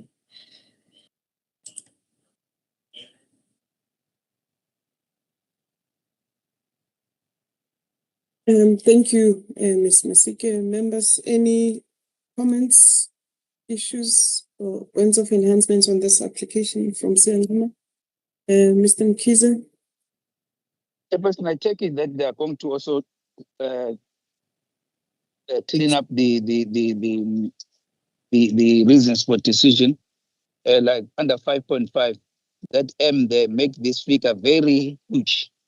So if they can just remove the M, if that's what is required. Thank you. Thank you, Mr. Mkhize. I think that this chart will add this onto the action items as we normally do in terms of editing the reasons for decision. By show of hand, then members, if there's no other input to be made, can I get an indication that you do support the recommendations as read into the record? Thank you, Mr. Mkhize. Thank you, Ms. Maseti. I also support. We move on to Taba Chweu. Ms. Kekana? Thank you, Chairperson. Taba Chweu is a municipality in Mpumalanga. Taba Chweu is operating at a deficit of 108%, and then it's got high energy losses of 51.90. There were no comments received from customers, and there was public participation held by the municipality. In terms of the COS is in line with the NERSA framework, and all costs deemed inefficient were disallowed. The Munich had been approved of for FRP by National Treasury, but has not met the conditions for ESCOM 25% right of debt. The licensee is not proposing any new tariff structure, but just amending current tariff rates. The municipality is mimicking the ESCOM Munich Flex tariff, hence the high capacity charges and reducing basic charges. And they're moving towards one tariff on the domestic tariffs. And they requested a slightly below average increase of 10% as a balance between cost recovery and customer affordability. I thank you, Chairperson. Thank you, Ms. Ketana. Members, any input on this particular application? I don't see any hand. On that note, may I get an indication that you support the recommendations as read into the record? Thank you, Ms. Maseti. Thank you, Mr. Mkhize. I support. We move on to Nzanza Bane. Thank you, Chairperson. Good afternoon once more. Tsansabane is based in Northern Cape, and it's supplying its electricity dominantly to 83% of domestic customers, and it's looking after 725 indigents. Tsansabane has shown an improvement with its financials. This is indicated by migrating from a deficit of 10.44% to a surplus of 10.43%. And also the energy losses has slightly deteriorated from 22.04% to 15.93%. Chairperson, when it comes to tariff process, NERSA and Nsantsabane local municipality have both complied with the statutory requirements, and the Nsantsabane submitted a cost adjustment which resulted into the outcome of 11.32. However, Chairperson, Nsantsabane sent an application which was published of 14%, and when NERSA did the adjustment on the cost on the cost adjustment, it resulted into 12.95% after eliminating imprudent costs and inefficiencies. Then, Chairperson, we are therefore recommending for approval of 12.95%. Then, Chairperson, after all, I would like to accompany this presentation with the recommendations that are on Section 9 of this submission, and it is recommended that the energy regulator notes the cost adjustment submitted by the municipality, and it's also recommended that the energy regulator approves the tariffs that are based on the cost adjustment emanating from the cost of supply, which was noted last year, as recommended in the tariff analysis section for implementation by the municipality with effect from the 1st of July 2025. And it's also recommended that the municipality submits a report accounting for all the costs that have been noted to enable the energy regulator to perform its independent verification or audit process. And finally, Chairperson, we recommend that the municipality and or we have already mentioned that municipality and NERSA have complied with the statutory requirements, and no comments were received. I submit, Chairperson. Thank you. Thank you, Dr. Rolofe. Members, any input on this particular application from Nsantsabane? Chairperson, just one thing that we corrected, and it seems people are not listening, because I don't know if Mr. Rolofe has evidence to demonstrate to us that the municipality complied, whether the municipality complied on the cost of supply studies with its customers in the municipality. So I don't know if that he has evidence on that. And in addition to that, based on that cost of supply study, whether the municipality now consulted on the proposed tariff increase with all its customers in the municipal area. Does he have that evidence or not? Because we already clarified that we don't have that, and we cannot speak for the municipality that it has complied. Where do we get that as a regulator? Thank you. Noted, Ms. Masetti. Dr. Rolofe, please do that correction in terms of your application, the submission. On that note, members, with that correction, that we do have to just state what we have done as a regulator, and not what the municipality says it has done. We may note what they are saying, but not in the sense of saying, not in the sense of presenting it as if we do have the evidence of what they're saying. We do not. On that note, members, with that point of emphasis, may I get an indication that you support the recommendations as read into the record? Thank you, Ms. Masetti. I do support Mr. Mkhize. We'll then move on to the next. Thank you, Mr. Mkhize. Ulundi, Tate Ramohulu. Good afternoon once again, Chair. Ulundi is one of the municipalities located in the KwaZulu-Natal province, and the tariff application was published, and also we didn't receive any comments from this municipality application.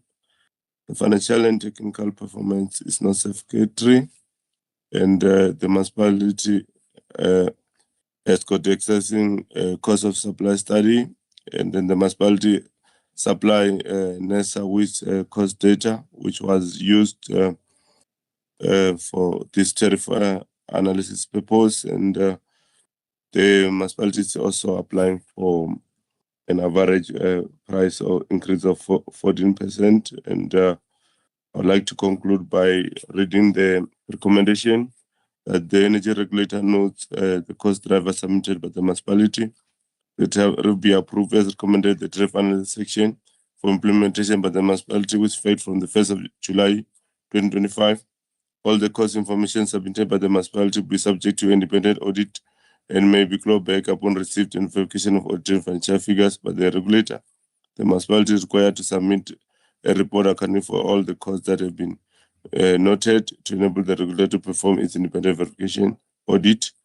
Finally, the licensee must submit a revised plan to NERSA on how to reduce energy losses on a quarterly basis, commencing from the 30th of September. I thank Madam Chair. Thank you, Dr. Rolfe. Members, any Ramohulu, I beg your pardon. Any input on this particular application? I don't see any hand. On that note, may I get an indication that members supports the recommendations as written to the record? Thank you, Mr. Mkhize. I do support as well. We move on. Thank you, Ms. Maseti. We move on to Victor Kanye. Dr. Rolfe. Thank you once more, Chairperson. Victor Kanye local municipality is based in Mpumalanga province, and 97% of its customers are domestic, and it's looking after 5,458 indigent customers. Victor Kanye has shown an improvement when it comes to its finances. This is evidenced by a deficit which has slightly dropped despite being negative from 56.26% to 12.84%. And the energy losses have slightly went up from 14 to 20.54%. NERSA has complied with the statutory requirements, and we received one comment from Renew Consulting. The comment was about the one area of the tariffs, which says the applied KVA tariff of 343 rands and 89 is entirely incorrect.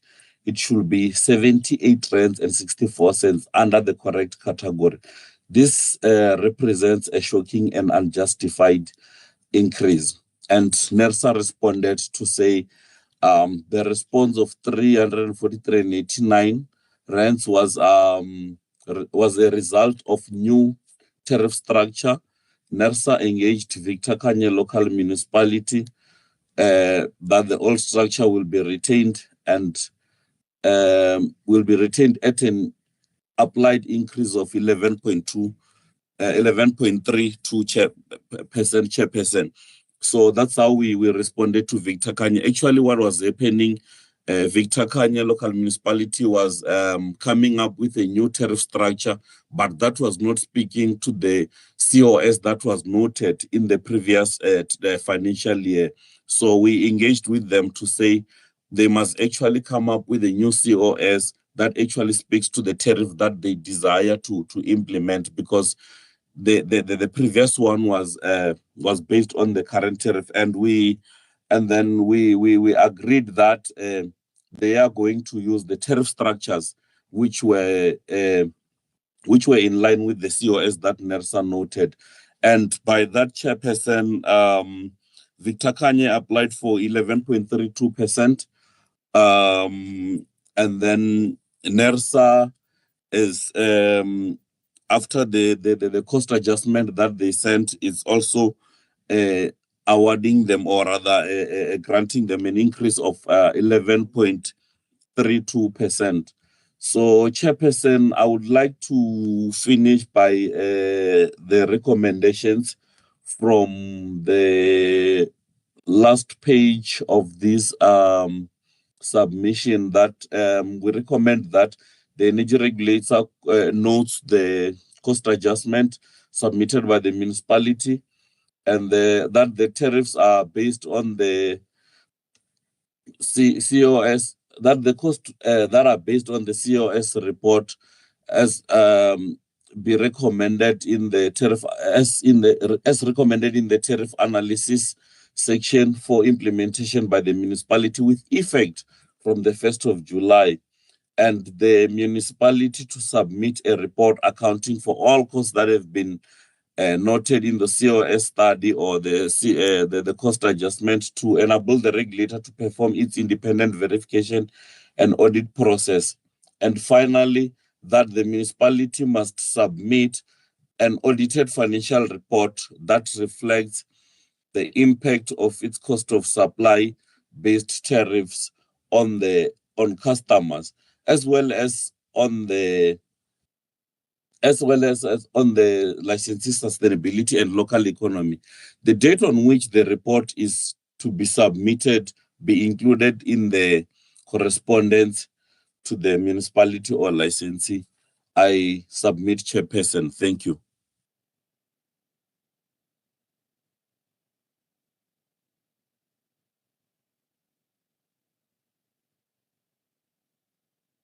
Sorry, I'm muted. Members, sorry about that. Any input on this application from Victor Kanya?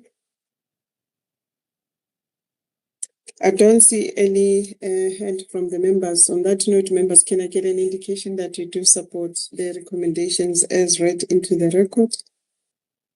Thank you, Mr. Mkhize. I do support. Thank you, Ms. Masetti.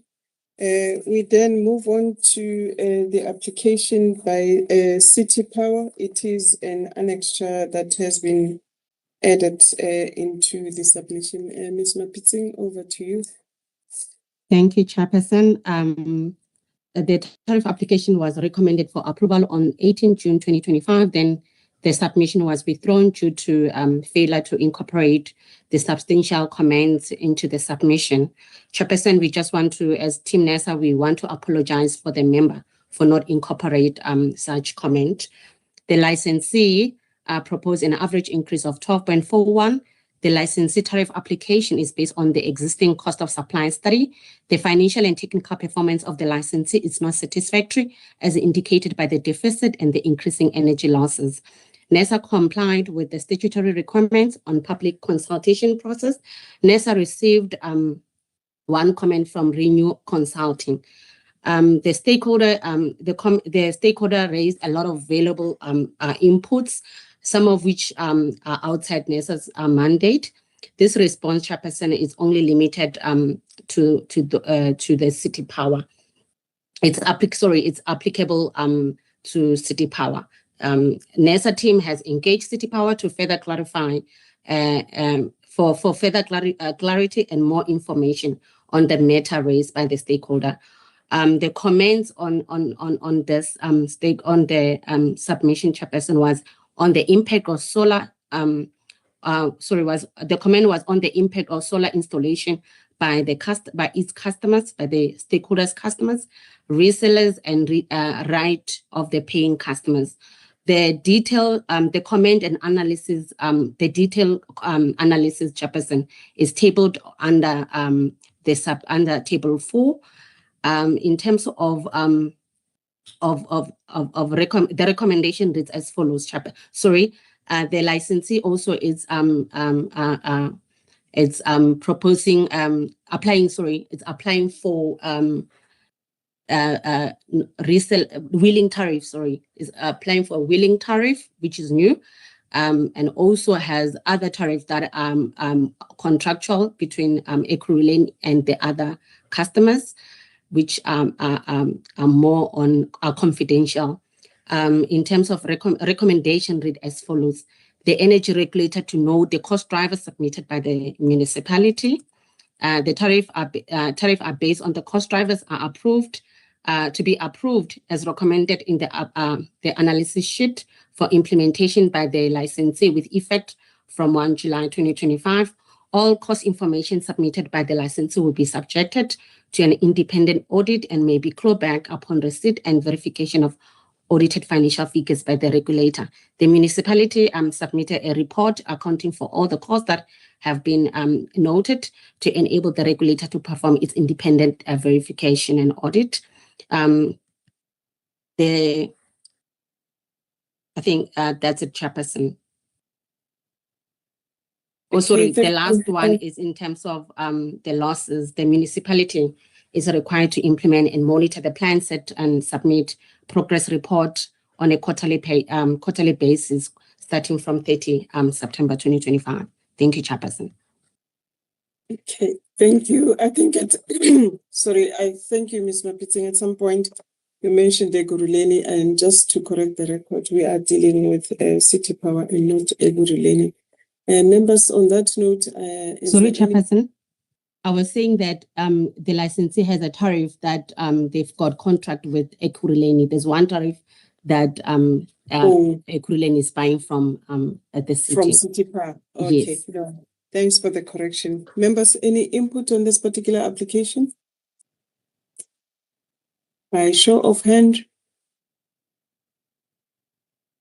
I don't see any input from the members. On that note, the recommendations have been read into the record. May I get an indication from members that the application from City Power is, the recommendation on City Power approved as read into the records. Thank you, Mr. Mkiva. Thank you, Ms. Maseti. I also support. We then move on to the last item for the open session, which is the noting